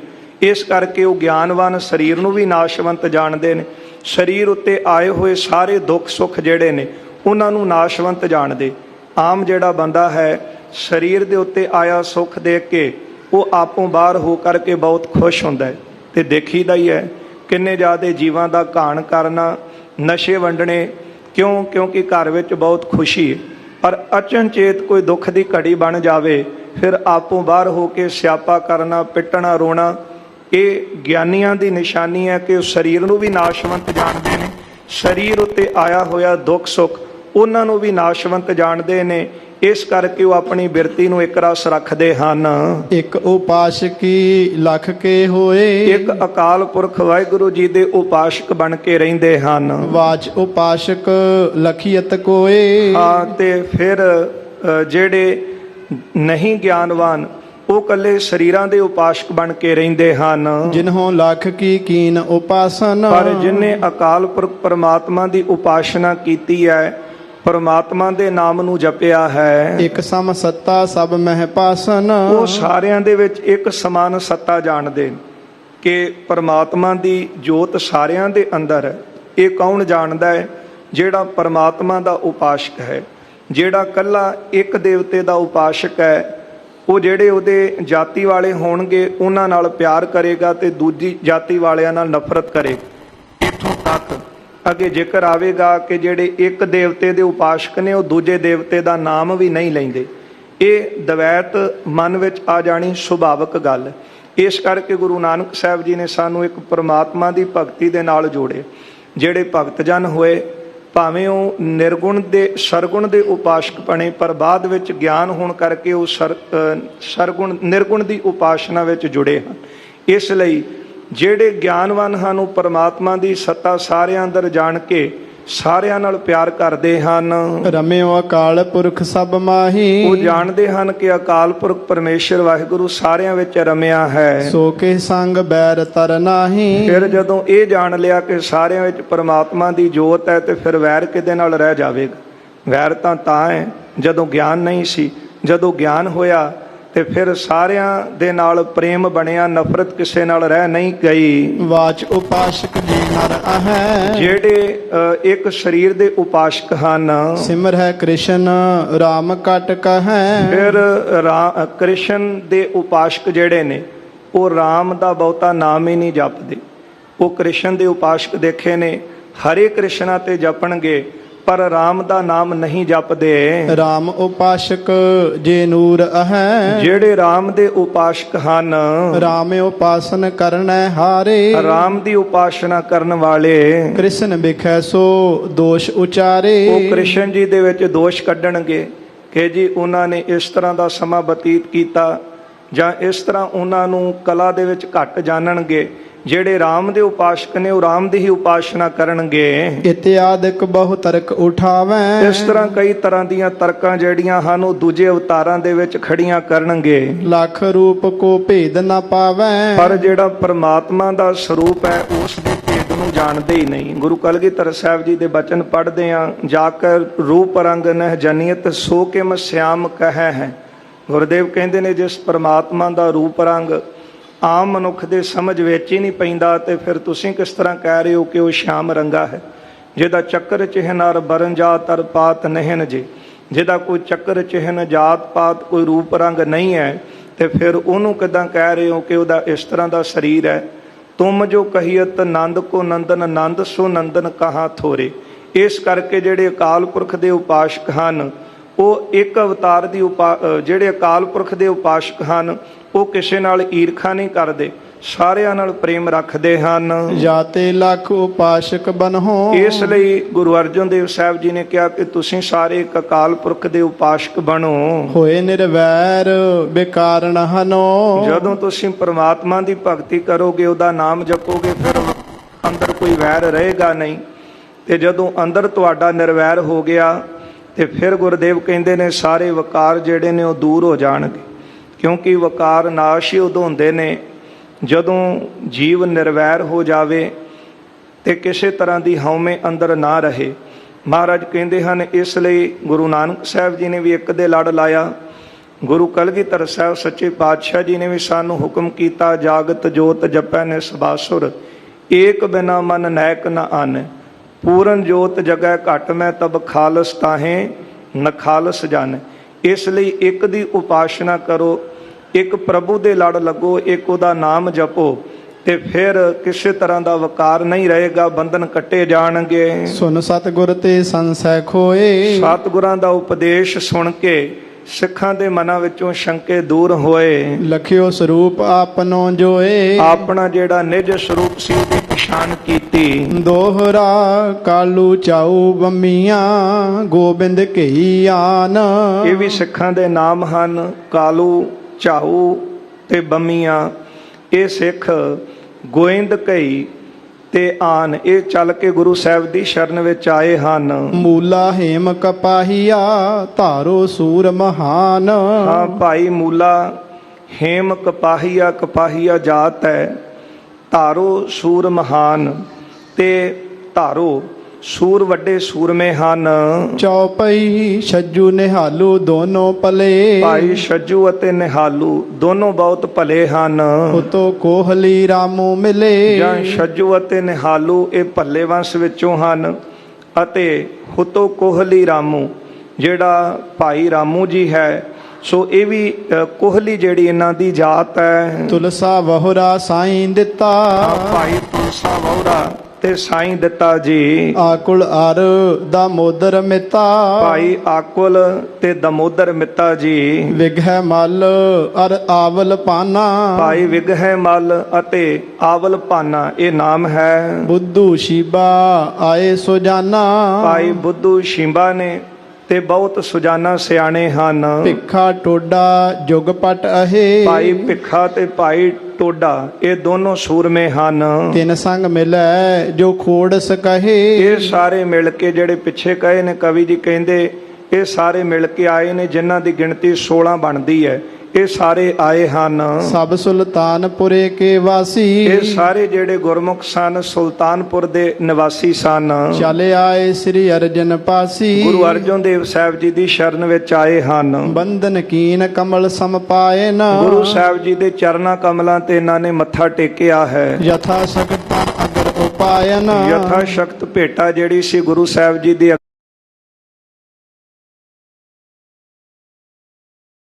ਬੇਨਤੀ ਕਰਨ ਲੱਗੇ। ਹਮ ਸਿੱਖ ਸਭ ਗੁਰ ਅਮਰ ਆਗਾਰੀ, ਮਹਾਰਾਜ ਅਸੀਂ ਗੁਰੂ ਅਮਰਦਾਸ ਸਾਹਿਬ ਮਹਾਰਾਜ ਜੀ ਦੇ ਵੇਲੇ ਸਿੱਖੀ ਧਾਰਨ ਕੀਤੀ ਹੈ। ਉਪਦੇਸ਼ੋ ਹਮ ਕੋ ਵਿਦ ਦੇਵ ਏਵਾ, ਅਸੀਂ ਇਸ ਤਰ੍ਹਾਂ ਦਾ ਉਪਦੇਸ਼ ਸਰਵਣ ਕੀਤਾ ਸੀ ਧਰਮ ਕਿਰਤ ਕਰ ਸਿੱਖਨ ਸੇਵਾ, ਕਿ ਧਰਮ ਦੀ ਕਿਰਤ ਕਰਨੀ ਚਾਹੀਦੀ ਹੈ ਤੇ ਸਿੱਖਾਂ ਦੀ ਸੇਵਾ ਕਰਨੀ ਚਾਹੀਦੀ ਹੈ। ਮਿੱਠਾ ਬੋਲਣ ਅਰ ਮਨ ਨੀਵਾ, ਹਮੇਸ਼ਾ ਆਪਣੇ ਮਨ ਨੂੰ ਨੀਵਾਂ ਰੱਖਣਾ, ਨਿਮਰਤਾ ਵਿੱਚ ਰਹਿਣਾ ਤੇ ਮਿੱਠਾ ਬੋਲਣਾ ਚਾਹੀਦਾ ਹੈ। ਪਾਸ਼ਲ ਨਿਸ ਇਸ਼ਨਾਨ ਸਦੀਵਾ, ਪਿਛਲ ਰਾਤ ਰਹਿੰਦਿਆਂ ਉੱਠ ਕੇ ਇਸ਼ਨਾਨ ਕਰਨਾ ਹੈ। ਭੋਰ ਹੋਤ ਲਗ ਪਠ ਗੁਰਬਾਣੀ, ਸਵੇਰ ਹੋਣ ਤੱਕ ਗੁਰਬਾਣੀ ਦਾ ਪਾਠ ਕਰਨਾ ਹੈ। ਬਹੁਰ ਕਿਰਤ ਕੀ ਜੈ ਹਿਤ ਠਾਨੀ, ਫਿਰ ਆਪਣੀ ਜਿਹੜੀ ਕਿਰਤ ਹੈ ਉਹ ਪ੍ਰੇਮ ਦੇ ਨਾਲ ਕਰਨੀ ਹੈ।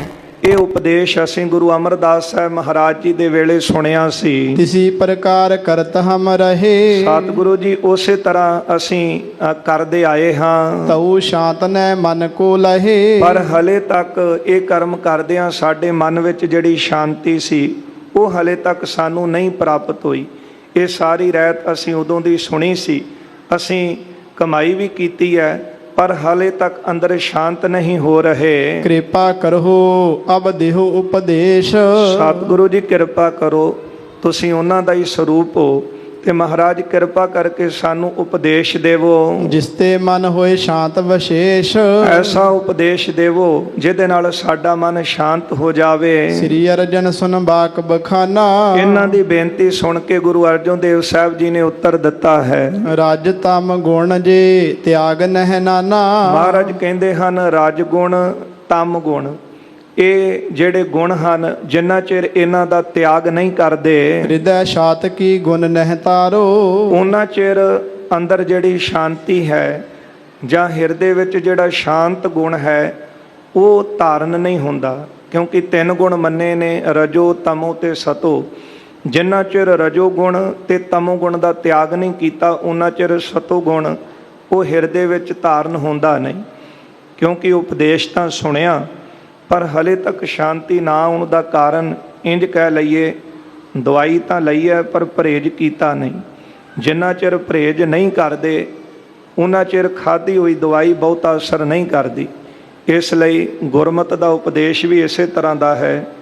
ਜਿੰਨਾ ਚਿਰ ਆਪਾਂ ਇਹਨਾਂ ਵਿਕਾਰਾਂ ਵੱਲੋਂ ਆਪਣਾ ਮਨ ਮੋੜਦੇ ਨਹੀਂ ਤੇ ਵਿਕਾਰਾਂ ਵੱਲੋਂ ਮਨ ਮੋੜ ਕੇ ਜੋ ਉਪਦੇਸ਼ ਸਤਿਗੁਰਾਂ ਨੇ ਰਹਿਤ ਸਾਨੂੰ ਦਿੱਤੀ ਹੈ ਉਹ ਜੀਵਨ ਵਿੱਚ ਧਾਰਨ ਨਹੀਂ ਕਰਦੇ, ਕੇਵਲ ਤਾਂ ਕੇਵਲ ਕਰਮ ਕਰ ਰਹੇ ਹਾਂ, ਉਹਨਾਂ ਚਿਰ ਹਲੇ ਉਹ ਬਹੁਤਾ ਅਸਰ ਅੰਦਰ ਹੋ ਨਹੀਂ ਰਿਹਾ। ਉਹਦਾ ਕਾਰਨ ਇਹੋ ਹੈ ਕਿ ਹਲੇ ਤੱਕ ਜਿਹੜੀ ਗੁਰੂ ਸਾਹਿਬ ਨੇ ਸਾਨੂੰ ਰਹਿਤ ਦੱਸੀ ਸੀ ਅਸੀਂ ਉਹ ਧਾਰਨ ਨਹੀਂ ਕੀਤੀ। ਇਹ ਸਿੱਖਾਂ ਦਾ ਵੀ ਸਵਾਲ ਇਹੋ ਹੀ ਸੀ ਤੇ ਮਹਾਰਾਜ ਜੀ ਨੇ ਕਿਹਾ ਕਿ ਜਿਹੜੇ 3 ਗੁਣ ਨੇ ਰਜੋ ਤੇ ਤਮੋ, ਇਹਨਾਂ ਦਾ ਤਿਆਗ ਹੋਵੇ ਤਾਂ ਸਤੋਗੁਣ ਅੰਦਰ ਟਿਕਦਾ ਹੈ। ਤਉ ਲਗ ਸ਼ਾਂਤ ਨਾ ਭਲੇ ਵਿਚਾਰੋ, ਜਿੰਨਾ ਚਿਰ ਰਜੋ ਗੁਣ ਤਮੋ ਗੁਣ ਦਾ ਤੁਸੀਂ ਤਿਆਗ ਨਹੀਂ ਕਰਦੇ ਉਹਨਾਂ ਚਿਰ ਹਿਰਦਾ ਸ਼ਾਂਤ ਨਹੀਂ ਹੁੰਦਾ। ਸੁਨ ਸਿੱਖਨ ਗੁਰ ਬੂਜਨ ਕਰੇ, ਸਿੱਖਾਂ ਨੇ ਗੁਰੂ ਸਾਹਿਬ ਤੋਂ ਇਹ ਬਚਨ ਸੁਣੇ ਨੇ ਤੇ ਫਿਰ ਮਹਾਰਾਜ ਨੂੰ ਬੇਨਤੀ ਕੀਤੀ ਹੈ, ਗੁਣਨ ਪਰੀਖਿਆ ਹਮ ਕਿਮ ਤਰੇ, ਮਹਾਰਾਜ ਸਾਨੂੰ ਇਹ ਵੀ ਦੱਸੋ ਕਿ ਅਸੀਂ ਇਹਨਾਂ ਗੁਣਾਂ ਨੂੰ ਕਿਸ ਤਰ੍ਹਾਂ ਪਰਖ ਸਕਦੇ ਹਾਂ। ਸੁਣਿਆ ਤੇ ਹੈ ਰਜੋ ਗੁਣ ਬਾਰੇ ਤਮੋ ਗੁਣ ਬਾਰੇ, ਪਰ ਇਹਨਾਂ ਦੀ ਪ੍ਰੀਖਿਆ ਅਸੀਂ ਕਿਸ ਤਰ੍ਹਾਂ ਕਰੀਏ, ਕਿਸ ਤਰ੍ਹਾਂ ਸਾਡੀ ਸਮਝ ਵਿੱਚ ਪਵੇ। ਸ੍ਰੀ ਮੁਖ ਤੇ ਕਹੈ ਸੁਨ ਦੇ ਮਨ ਹੈ, ਗੁਰੂ ਅਰਜਨ ਦੇਵ ਸਾਹਿਬ ਸੱਚੇ ਪਾਤਸ਼ਾਹ ਮਹਾਰਾਜ ਜੀ ਨੂੰ ਕਿਹਾ ਸ੍ਰੀ ਮੁਖ ਤੇ ਕਹਿ ਸੁਨ ਦੇ ਮਨ ਹੈ। ਤੇ ਫਿਰ ਗੁਰੂ ਸਾਹਿਬ ਜੀ ਨੇ ਉੱਤਰ ਦਿੱਤਾ, ਮਹਾਰਾਜ ਕਹਿੰਦੇ ਗੁਰਸਿੱਖੋ ਮਨ ਦੇ ਕੇ ਸੁਣੋ, ਹਿੰਸਾ ਕ੍ਰੋਧ ਤਾਮਸੀ ਗੁਣ ਹੈ। ਪਹਿਲਾਂ ਦੱਸਦੇ ਹਾਂ ਕਿ ਜਿਹੜਾ ਤਾਮਸੀ ਗੁਣ ਤਮੋ ਗੁਣ ਉਹ ਕੀ ਹੈ, ਇਹ ਪੈਦਾ ਕਿਸ ਤਰ੍ਹਾਂ ਹੁੰਦਾ ਹੈ। ਹਿੰਸਾ ਕ੍ਰੋਧ ਤਾਮਸੀ ਗੁਣ ਹੈ। ਜਿਹੜੀ ਹਿੰਸਾ ਕਰਨੀ, ਜੀਵ ਹੱਤਿਆ ਕਰਨੀ, ਆਪਾਂ ਪਹਿਲਾਂ ਵੀ ਵਿਚਾਰ ਕੀਤੀ ਹੈ। ਹੱਤਿਆ ਕਈ ਪ੍ਰਕਾਰ ਦੀ, ਇੱਕ ਤਾਂ ਪ੍ਰਤੱਖ ਹੱਤਿਆ, ਜੀਵਾਂ ਨੂੰ ਮਾਰ ਖਾਣਾ, ਤੇ ਫਿਰ ਹੱਤਿਆ ਜ਼ੁਬਾਨ ਦੀ ਵੀ ਹੈ, ਫਿਰ ਹੱਤਿਆ ਮਨ ਦੀ ਵੀ ਹੈ। ਇਹ ਸਾਰੇ ਪਾਪ ਮੰਨੇ ਹਨ। ਮਨ ਕਰਕੇ ਬੁਰਾ ਕਰੀ ਜਾਣਾ, ਜ਼ੁਬਾਨ ਕਰਕੇ ਕਿਸੇ ਨੂੰ ਮਾੜੇ ਸ਼ਬਦ ਬੋਲੀ ਜਾਣੇ। ਗਰੀਬਾਂ ਦੇ ਉੱਪਰ ਤਾਂ ਜ਼ੋਰ ਚੱਲਦਾ ਹੈ, ਪਰ ਜਦੋਂ ਕੋਈ ਆਪ ਤੋਂ ਤਕੜਾ ਦੇਖਦਾ ਤੇ ਉਹਨੂੰ ਹਾਂਜੀ ਹਾਂਜੀ ਕਹੀ ਜਾਣਾ, ਇਸ ਤਰ੍ਹਾਂ ਨਹੀਂ। ਗੁਰੂ ਨਾਨਕ ਸਾਹਿਬ ਸੱਚੇ ਪਾਤਸ਼ਾਹ ਜੇ ਬਾਬਰ ਚੜ੍ਹ ਕੇ ਆਇਆ ਤੇ ਮਹਾਰਾਜ ਜੀ ਨੇ ਉਸ ਵੇਲੇ ਬਾਬਰ ਨੂੰ ਕਿਹਾ ਸੀ, ਮਹਾਰਾਜ ਕਹਿੰਦੇ ਜੈਸੀ ਮੈਂ ਆਵੈ ਖਸਮ ਕੀ ਬਾਣੀ, ਤੈਸੜਾ ਕਰੀ ਗਿਆਨ ਵੇ ਲਾਲੋ, ਪਾਪ ਕੀ ਜੰਜ ਲੈ ਕਾਬਲ ਨੂੰ ਧਾਇਆ, ਜੋਰੀ ਮੰਗੈ ਦਾਨ ਵੇਲਾ। ਬਾਬਰ ਨੂੰ ਕਿਹਾ ਕਿ ਤੂੰ ਪਾਪ ਦੀ ਜੰਜ ਲੈ ਕੇ ਆਏ, ਤੇਰੀਆਂ ਫੌਜਾਂ ਨਹੀਂ। ਮਹਾਰਾਜ ਨੇ ਕੁੱਤੀ ਸ਼ਬਦ ਵਰਤਿਆ। ਇਹ ਇੱਕ ਤਕੜੇ ਨੂੰ, ਬਾਦਸ਼ਾਹ ਨੂੰ ਝੰਜੋੜਾ ਦੇਣਾ, ਉਹਨੂੰ ਸਮਝਾਉਣਾ ਕਿ ਤੇਰੀ ਅਸਲੀਅਤ ਕੀ ਸੀ। ਇਹ ਗੁਰੂ ਨਾਨਕ ਸਾਹਿਬ ਸੱਚੇ ਪਾਤਸ਼ਾਹ ਮਹਾਰਾਜ ਨੇ ਸਾਨੂੰ ਇਹੋ ਹੀ ਸਿੱਖਿਆ ਦਿੱਤੀ ਕਿ ਜਿੱਥੇ ਜ਼ੁਲਮ ਹੋ ਰਿਹਾ ਹੋਵੇ ਉੱਥੇ ਜ਼ੁਲਮ ਦਾ ਡਟ ਕੇ ਵਿਰੋਧ ਕਰਨਾ, ਇਹ ਵੀ ਇੱਕ ਧਰਮ ਹੈ। ਪਰ ਗਰੀਬ ਦੇ ਉੱਤੇ ਆਪਣਾ ਜ਼ੋਰ ਚਲਾਈ ਜਾਣਾ, ਸ਼ਬਦੀ ਉਹਨੂੰ ਮਾੜਾ ਬੋਲੀ ਜਾਣਾ, ਜਾਂ ਉਹਦਾ ਕਿਸੇ ਤਰ੍ਹਾਂ ਨੁਕਸਾਨ ਕਰੀ ਜਾਣਾ, ਇਹ ਵੀ ਇੱਕ ਹਿੰਸਾ ਹੈ। ਮਹਾਰਾਜ ਕਹਿੰਦੇ ਹਨ ਇਹ ਹਿੰਸਾ ਜਿਹੜੀ ਹੈ, ਹੱਤਿਆ ਕਰਨੀ, ਇਹ ਇੱਕ ਤਮੋ ਗੁਣ ਹੈ। ਇੱਥੋਂ ਤਮੋ ਗੁਣ ਪੈਦਾ ਹੁੰਦਾ ਹੈ। ਫਿਰ ਆਪਣੇ ਮਨ ਵਿੱਚ ਗੁਣਾਂ ਦਾ ਮਾਣ ਕਰੀ ਜਾਣਾ ਕਿ ਮੈਂ ਬੜਾ ਸਿਆਣਾ, ਮੈਂ ਵਿਦਵਾਨ ਹਾਂ, ਮੈਂ ਬਹੁਤ ਅਮੀਰ ਹਾਂ, ਮੈਂ ਬੜਾ ਧਨਾੜ ਹਾਂ, ਮੇਰੀ ਬਹੁਤ ਚੱਲਦੀ ਹੈ, ਇਸ ਤਰ੍ਹਾਂ ਦਾ ਮਾਣ ਕਰਨਾ। ਫਿਰ ਪਦਾਰਥਾਂ ਦਾ ਲੋਭ ਕਰਨਾ।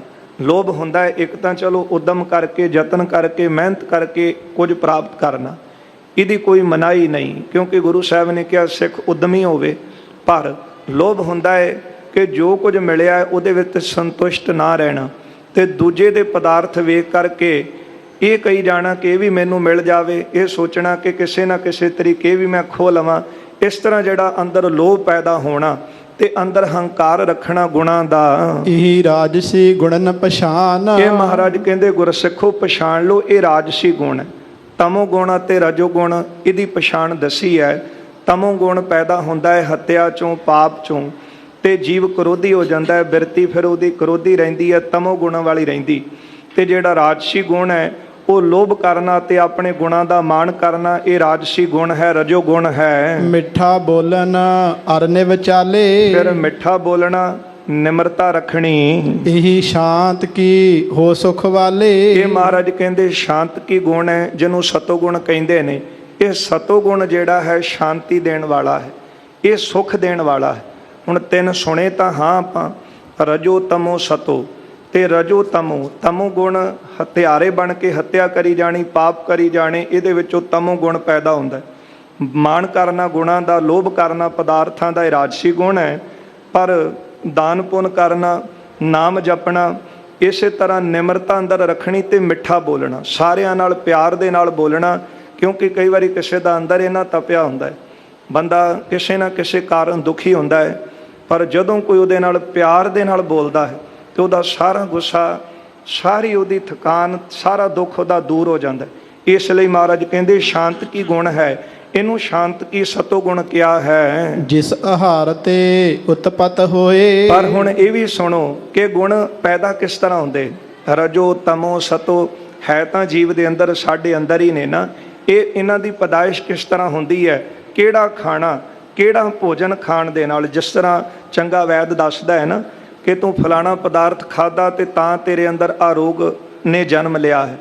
ਜਿਸ ਤਰ੍ਹਾਂ ਬਹੁਤਾ ਮਿੱਠਾ ਖਾਣ ਵਾਲਿਆਂ ਨੂੰ ਡਾਕਟਰ ਕਹਿ ਦਿੰਦੇ ਨੇ ਤੁਹਾਡੇ ਅੰਦਰ ਤਾਂ ਸ਼ੂਗਰ ਹੋਈ ਸੀ, ਜਾਂ ਕੋਈ ਤਲਿਆ ਪਦਾਰਥ ਜ਼ਿਆਦਾ ਖਾਧਾ ਜਾਵੇ ਥੰਧਾਈ ਵਾਲਾ ਤੇ ਸਰੀਰ ਦਾ ਕੋਈ ਵਰਕਆਊਟ ਨਾ ਹੋਵੇ, ਤੇ ਉਹਨੂੰ ਕਹਿੰਦੇ ਨੇ ਕਿ ਤੈਨੂੰ ਜਿਹੜੀ ਹੈ ਉਹ ਕਿਸੇ ਨਾ ਕਿਸੇ ਤਰੀਕੇ ਤੇਰੇ ਅੰਦਰ ਹਾਰਟ ਦੀ ਪ੍ਰੋਬਲਮ ਚੱਲ ਪਈ, ਇਹ ਤਾਂ ਤੇਰੇ ਅੰਦਰ ਬਣੀ। ਇਸੇ ਤਰ੍ਹਾਂ ਸਤਿਗੁਰੂ ਪੂਰੇ ਵੈਦ ਨੇ। ਮਹਾਰਾਜ ਨੇ ਅੰਤਰੀਵ ਰੋਗਾਂ ਦਾ ਜ਼ਿਕਰ ਕੀਤਾ ਹੈ, ਰਾਜਸੀ ਗੁਣ, ਤਾਮਸੀ ਗੁਣ। ਹੁਣ ਇਹ ਪੈਦਾ ਕਿੱਥੋਂ ਹੁੰਦੇ ਨੇ, ਕਿਹੜੇ ਪਕਵਾਨ ਦੇ ਨਾਲ ਇਹਨਾਂ ਦਾ ਜਨਮ ਹੁੰਦਾ ਹੈ, ਉਹ ਵੀ ਸੁਣੋ। ਸ਼ਰਵਣ ਕਰੋ ਮਨ ਦੇ ਕਰ ਸੋਏ। ਮਨ ਦੇ ਕੇ ਇਹਨਾਂ ਬਾਰੇ ਸੁਣਨਾ ਕਰੋ। ਨਿਸਬਾਸੀ ਚਰਪਰਾ ਜੋ ਖਾਵੈ। ਜਿਹੜਾ ਰਾਤ ਦਾ ਵਿਆਹ ਖਾਣਾ ਖਾਂਦਾ ਹੈ ਅਤੇ ਬਹੁਤੇ ਚਟਪਟੇ ਪਦਾਰਥ ਖਾਂਦਾ ਹੈ, ਬਹੁਤੇ ਤਲੇ, ਬਹੁਤੇ ਮਸਾਲਿਆਂ ਵਾਲੇ। ਕਈਆਂ ਦੀ ਬਿਰਤੀ ਐਸੀ ਹੁੰਦੀ ਹੈ, ਕਈ ਤਾਂ ਇਸ ਤਰ੍ਹਾਂ ਦੇ ਮਨੁੱਖ ਵੀ ਦੇਖੇ ਨੇ ਕਿ ਇੱਕ ਇਲਾਕੇ ਤੋਂ ਦੂਜੇ ਇਲਾਕੇ, ਇੱਥੋਂ ਤੱਕ ਕਿ ਦੂਜੀਆਂ ਸਟੇਟਾਂ ਦੇ ਵਿੱਚ ਕੇਵਲ ਖਾਣ ਵਾਸਤੇ ਜਾਂਦੇ ਕਿ ਸਾਨੂੰ ਫਲਾਣੀ ਥਾਂ ਪਦਾਰਥ ਬੜਾ ਸਵਾਦ ਲੱਗਦਾ, ਇਸ ਲਈ ਅਸੀਂ ਇੱਥੇ ਆਉਂਦੇ। ਇਸ ਲਈ ਇੱਕ ਐਸੇ ਨੇ ਕਿ ਬੇਉਦਮੇ ਕਿ ਚਲੋ ਰਾਤ ਦਾ ਪੁਰਾਣਾ ਖਾਣਾ ਪਿਆ ਹੈ ਤੇ ਉਹਨੂੰ ਖਾ ਲਈਏ। ਵਿਆਹ ਖਾਣਾ ਖਾਣ ਵਾਲੇ ਅਤੇ ਬਹੁਤੇ ਚਟਪਟੇ ਖਾਣੇ ਖਾਣ ਵਾਲੇ ਬਹੁ ਸੁਪਤੈ ਪਰ ਨਿੰਦ ਅਲਾਵੈ। ਫਿਰ ਉਹ ਬਹੁਤਾ ਸੌਂਦੇ ਹਨ ਤੇ ਨਿੰਦਰਾ ਦੇ ਵਸੀਕਾਰ ਰਹਿੰਦੇ ਹਨ। ਰਾਖੈ ਆਪਣੋ ਬੇਸ ਮਲੀਨਾ। ਆਪਣਾ ਜਿਹੜਾ ਬੇਸ ਹੈ, ਲਿਬਾਸ ਹੈ, ਉਹ ਮਲੀਨ ਰੱਖਦੇ ਹਨ। ਬੋਲਹਿ ਕੂਰ ਸੰਗ ਬੁੱਧਹੀਨ। ਜਿਹੜੇ ਮੂਰਖ ਲੋਕ ਨੇ ਉਹਨਾਂ ਨਾਲ ਝੂਠ ਹੀ ਬੋਲਦੇ ਹਨ। ਇਸਤੇ ਤਾਮਸ ਗੁਣ ਉਪਜੰਤੇ। ਇਸ ਤੋਂ ਤਮੋ ਗੁਣ ਪੈਦਾ ਹੁੰਦੇ ਨੇ। ਇਹ ਮਹਾਰਾਜ ਦੱਸ ਰਹੇ ਹਨ ਕਿ ਇਹਨਾਂ ਦੀ ਪੈਦਾਵਾਰ ਹੁੰਦੀ ਕਿੱਥੋਂ ਹੈ, ਕਿਹੜੇ ਭੋਜਨ ਤੋਂ ਹੁੰਦੀ ਹੈ। ਹੁਣ ਜਿਹੜੇ ਉਦਮ ਵਾਲੇ, ਕਿਉਂਕਿ ਗੁਰੂ ਅਮਰਦਾਸ ਸਾਹਿਬ ਸੱਚੇ ਪਾਤਸ਼ਾਹ ਜੀ ਦਾ ਸਮਾਂ ਆਪਾਂ ਦੇਖਦੇ ਹਾਂ, ਗੋਇੰਦਵਾਲ ਸਾਹਿਬ ਦੀ ਪਾਵਨ ਧਰਤੀ ਹੈ, ਸਾਰਾ ਦਿਨ ਲੰਗਰ ਚੱਲਣਾ, ਦੂਰ ਦੁਰਾੜਿਆਂ ਤੋਂ ਸੰਗਤਾਂ ਨੇ ਆ ਕੇ ਭੋਜਨ ਛਕਣਾ, ਪਰ ਰਾਤ ਦੇ ਸਮੇਂ ਜਿਹੜਾ ਭੋਜਨ ਵੱਧ ਜਾਣਾ ਉਹ ਬਿਆਸਾ ਦਰਿਆ ਦੇ ਵਿੱਚ ਉਹਨੂੰ ਵਹਾ ਦੇਣਾ ਤੇ ਬਰਤਨ ਮੂਧੇ ਮਾਰ ਦੇਣੇ। ਇਹ ਗੁਰੂ ਘਰ ਦੇ ਲੰਗਰਾਂ ਦਾ ਨਿਯਮ ਸੀ। ਇਸ ਲਈ ਮਹਾਰਾਜ ਕਹਿੰਦੇ ਬਹੁਤਾ ਵਿਆਹ ਖਾਣਾ ਖਾਣਾ, ਚਟਪਟੇ ਪਦਾਰਥ ਖਾਣੇ ਤੇ ਇਸੇ ਤਰ੍ਹਾਂ ਝੂਠ ਬੋਲਣਾ, ਬਹੁਤੀ ਨੀਂਦ ਲੈਣਾ, ਨਿੰਦਰਾ ਦੇ ਵਸੀਕਾਰ ਹੋਏ ਰਹਿਣਾ। ਕਿਉਂਕਿ ਕਈ ਤਾਂ ਜਿਉਂਦੇ ਹਨ ਖਾਣ ਵਾਸਤੇ ਤੇ ਉਹ ਬਹੁਤਾ ਖਾਣਾ ਖਾ ਕੇ ਪੇਟ ਭਰ ਕੇ, ਪੇਟ ਭਰਿਓ ਪਸ਼ੂਆ ਜਿਉਂ ਸੋਇਓ, ਉਹ ਫਿਰ ਬਹੁਤੀ ਨੀਂਦਰਾ ਦੇ ਵਸੀਕਾਰ ਰਹਿੰਦੇ ਹਨ ਤੇ ਉਹਨਾਂ ਦਾ ਫਿਰ ਲਿਬਾਸ ਵੀ ਮਲੀਨ ਹੀ ਰਹਿੰਦਾ ਹੈ। ਇਹ ਬੇਉਦਮੇ ਲੋਕ ਹਨ ਜਿਨ੍ਹਾਂ ਨੇ ਅੰਮ੍ਰਿਤ ਵੇਲੇ ਦਾ ਇਸ਼ਨਾਨ ਨਹੀਂ ਕਰਨਾ, ਆਪਣੇ ਲਿਬਾਸ ਨੂੰ, ਸਰੀਰ ਨੂੰ ਮੈਲਾ ਹੀ ਰੱਖਣਾ ਹੈ। ਮਦਰ ਸਲਵਣ ਆਹਾਰ ਕਰਨ ਤੇ। ਮਹਾਰਾਜ ਕਹਿੰਦੇ ਇਸ ਵਿੱਚੋਂ ਨਿਕਲਦਾ ਹੈ ਰਜੋ ਗੁਣ। ਹੁਣ ਅੱਗੇ ਸੁਣੋ, ਮਿੱਠੇ ਅਤੇ ਲੂਣੇ ਪਦਾਰਥ ਬਹੁਤੇ ਖਾਣੇ। ਇਸਤਰੀ ਰਮਣ ਸੁਜਸ ਸੋਚਾ ਹੈ। ਹਾਂ, ਇਸਤਰੀ ਦੇ ਵਿੱਚ ਆਪਣੀ ਸੁਰਤ ਨੂੰ ਜੋੜੀ ਰੱਖਣਾ ਜਾਂ ਫਿਰ ਆਪਣੇ ਜਸ ਦੀ ਲੋਚਾ ਕਰਨੀ ਕਿ ਮੇਰਾ ਜਸ ਹੋਵੇ, ਮੈਨੂੰ ਲੋਕ ਜਾਣਨ, ਮੇਰਾ ਸਤਿਕਾਰ ਹੋਵੇ, ਮੇਰੀ ਲੋਕ ਵਾਹ ਕਰਨ ਤੇ ਮੇਰੀ ਆਓ ਭਗਤ ਕਰਨ। ਇਸ ਤਰ੍ਹਾਂ ਦੇ ਗੁਣ ਕਈ ਵਾਰੀ ਧਰਮ ਦੇ ਲਿਬਾਸ ਪਾ ਕੇ ਜਿਨ੍ਹਾਂ ਨੇ ਰੱਖੇ ਨੇ ਉਹਨਾਂ ਵਿੱਚੋਂ ਵੀ ਦਿਖ ਜਾਣਗੇ। ਸੋ ਉਹਨਾਂ ਨੇ ਤਾਂ ਸਗੋਂ ਦੂਜਿਆਂ ਦੇ ਅੰਦਰੋਂ ਇਹ ਔਗਣਾਂ ਨੂੰ ਕੱਢਣਾ ਸੀ, ਪਰ ਦੇਖਿਆ ਜਾਂਦਾ ਹੈ ਕਿ ਉਹ ਵੀ ਮਨ ਵਿੱਚ ਇੱਛਾ ਰੱਖਦੇ ਨੇ ਕਿ ਸਾਡੀ ਲੋਕ ਵਾਹ ਕਰਨ, ਸਾਡੀ ਆਓ ਭਗਤ ਕਰਨ, ਸਾਡੀ ਪੁੱਛ ਮੰਗ ਕਰਨ। ਗੁਣ ਸੋ ਰਾਜਸੀ ਇਸ ਤੇ ਲਹੈ। ਗੁਰਦੇਵ ਕਹਿੰਦੇ ਹਨ ਇੱਥੋਂ ਰਾਜਸੀ ਗੁਣ ਪੈਦਾ ਹੁੰਦੇ ਹਨ, ਇਹਨੂੰ ਰਜੋ ਗੁਣ ਕਹਿੰਦੇ ਹਨ। ਉਜਲ ਬਸਤਰ ਕਰਨ ਇਸ਼ਨਾਨ। ਫਿਰ ਹੁਣ ਸੁਣੋ, ਸਤੋ ਗੁਣ ਕਿੱਥੋਂ ਪੈਦਾ ਹੁੰਦਾ ਹੈ? ਜਿਹੜਾ ਗੁਰੂ ਸਾਹਿਬ ਨੇ ਸਾਨੂੰ ਪਹਿਲਾ ਨੇਮ ਦਿੱਤਾ ਹੈ ਅੰਮ੍ਰਿਤ ਵੇਲੇ ਉੱਠਣ ਦਾ, ਉੱਠ ਕੇ ਫਿਰ ਇਸ਼ਨਾਨ ਕਰਨ ਦਾ। ਕਰ ਇਸ਼ਨਾਨ ਸਿਮਰ ਪ੍ਰਭ ਆਪਣਾ। ਅੰਮ੍ਰਿਤ ਵੇਲੇ ਪਿਛਲ ਰਾਤ ਰਹਿੰਦਿਆਂ ਉੱਠ ਕੇ ਇਸ਼ਨਾਨ ਕਰਨਾ। ਉਜਲ ਬਸਤਰ ਸਰੀਰ ਤੇ ਸਾਫ਼ ਵਸਤਰ ਧਾਰਨ ਕਰਨੇ। ਚਾਵਲ ਦਾਲ ਅਲਪ ਕਰ ਖਾਨ। ਫਿਰ ਭੋਜਨ ਕਿਹੜਾ ਛਕਣਾ? ਇਹ ਗੁਰੂ ਘਰਾਂ ਦੇ ਵਿੱਚ ਆਪਾਂ ਨੂੰ ਲੰਗਰ ਵਿੱਚ ਵੀ ਮਿਲ ਜਾਂਦਾ ਹੈ, ਚਾਵਲ ਦਾਲ ਅਤੇ ਪ੍ਰਸ਼ਾਦਾ। ਫਿਰ ਖਾਣਾ ਕਿੰਨਾ ਕਿ ਅਲਪ ਕਰ ਖਾਨ। ਅਲਪ ਨਾਮ ਹੈ ਥੋੜੇ ਦਾ, ਥੋੜਾ ਹੁੰਦਾ ਹੈ ਸਰੀਰ ਨੂੰ ਜਿਉਂਦਿਆਂ ਰੱਖਣ ਵਾਸਤੇ ਭੋਜਨ ਨੂੰ ਖਾਣਾ, ਨਾ ਕਿ ਖਾਣ ਵਾਸਤੇ ਜਿਉਣਾ। ਕੇਵਲ ਥੋੜਾ ਖਾਣਾ, ਜਿਹਦੇ ਬਾਰੇ ਆਪਾਂ ਬਾਣੀ 'ਚ ਵੀ ਪੜ੍ਹਦੇ ਹਾਂ, ਅਲਪ ਆਹਾਰ ਸੁਲਪ ਸੀ ਨੰਦਰਾ। ਜੇ ਭੋਜਨ ਸੀਮਤ ਰੱਖ ਕੇ ਖਾਵਾਂਗੇ ਤੇ ਫਿਰ ਨੀਂਦ ਵੀ ਘੱਟ ਆਵੇਗੀ। ਇਸ ਲਈ ਗੁਰਦੇਵ ਕਹਿੰਦੇ ਹਨ ਇਹ ਜਿਹੜੇ ਗੁਣ ਹਨ, ਹੋਏ ਸ਼ਾਂਤ ਕੀ ਗੁਣ ਇਨ ਕਰੇ। ਇਹਨਾਂ ਨੂੰ ਧਾਰਨ ਦੇ ਨਾਲ ਬੰਦੇ ਦੇ ਅੰਦਰ ਸ਼ਾਂਤ ਕੀ ਗੁਣ ਆਉਂਦੇ ਨੇ ਤੇ ਜਿਹਦੇ ਅੰਦਰ ਸ਼ਾਂਤ ਕੀ ਗੁਣ ਹਨ ਉਹਦਾ ਅੰਦਰ ਵੀ ਸ਼ਾਂਤ ਰਹਿੰਦਾ ਹੈ। ਬਸ ਇਹੋ ਹੀ ਤਾਂ ਬੰਦਾ ਚਾਹੁੰਦਾ ਹੈ ਨਾ ਕਿ ਮੈਨੂੰ ਸ਼ਾਂਤੀ ਮਿਲੇ, ਪਰ ਆਪਣੇ ਆਪ ਨੂੰ ਅਸੀਂ ਆਪ ਸ਼ਾਂਤ ਕਰਦੇ ਹਾਂ।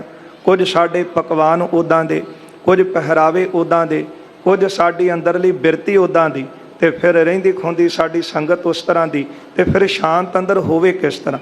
ਜੇ ਸ਼ਾਂਤੀ ਚਾਹੁੰਦੇ ਆ ਤੇ ਫਿਰ ਇਹਨਾਂ ਗੁਣਾਂ ਨੂੰ ਧਾਰਨ ਕਰਨਾ।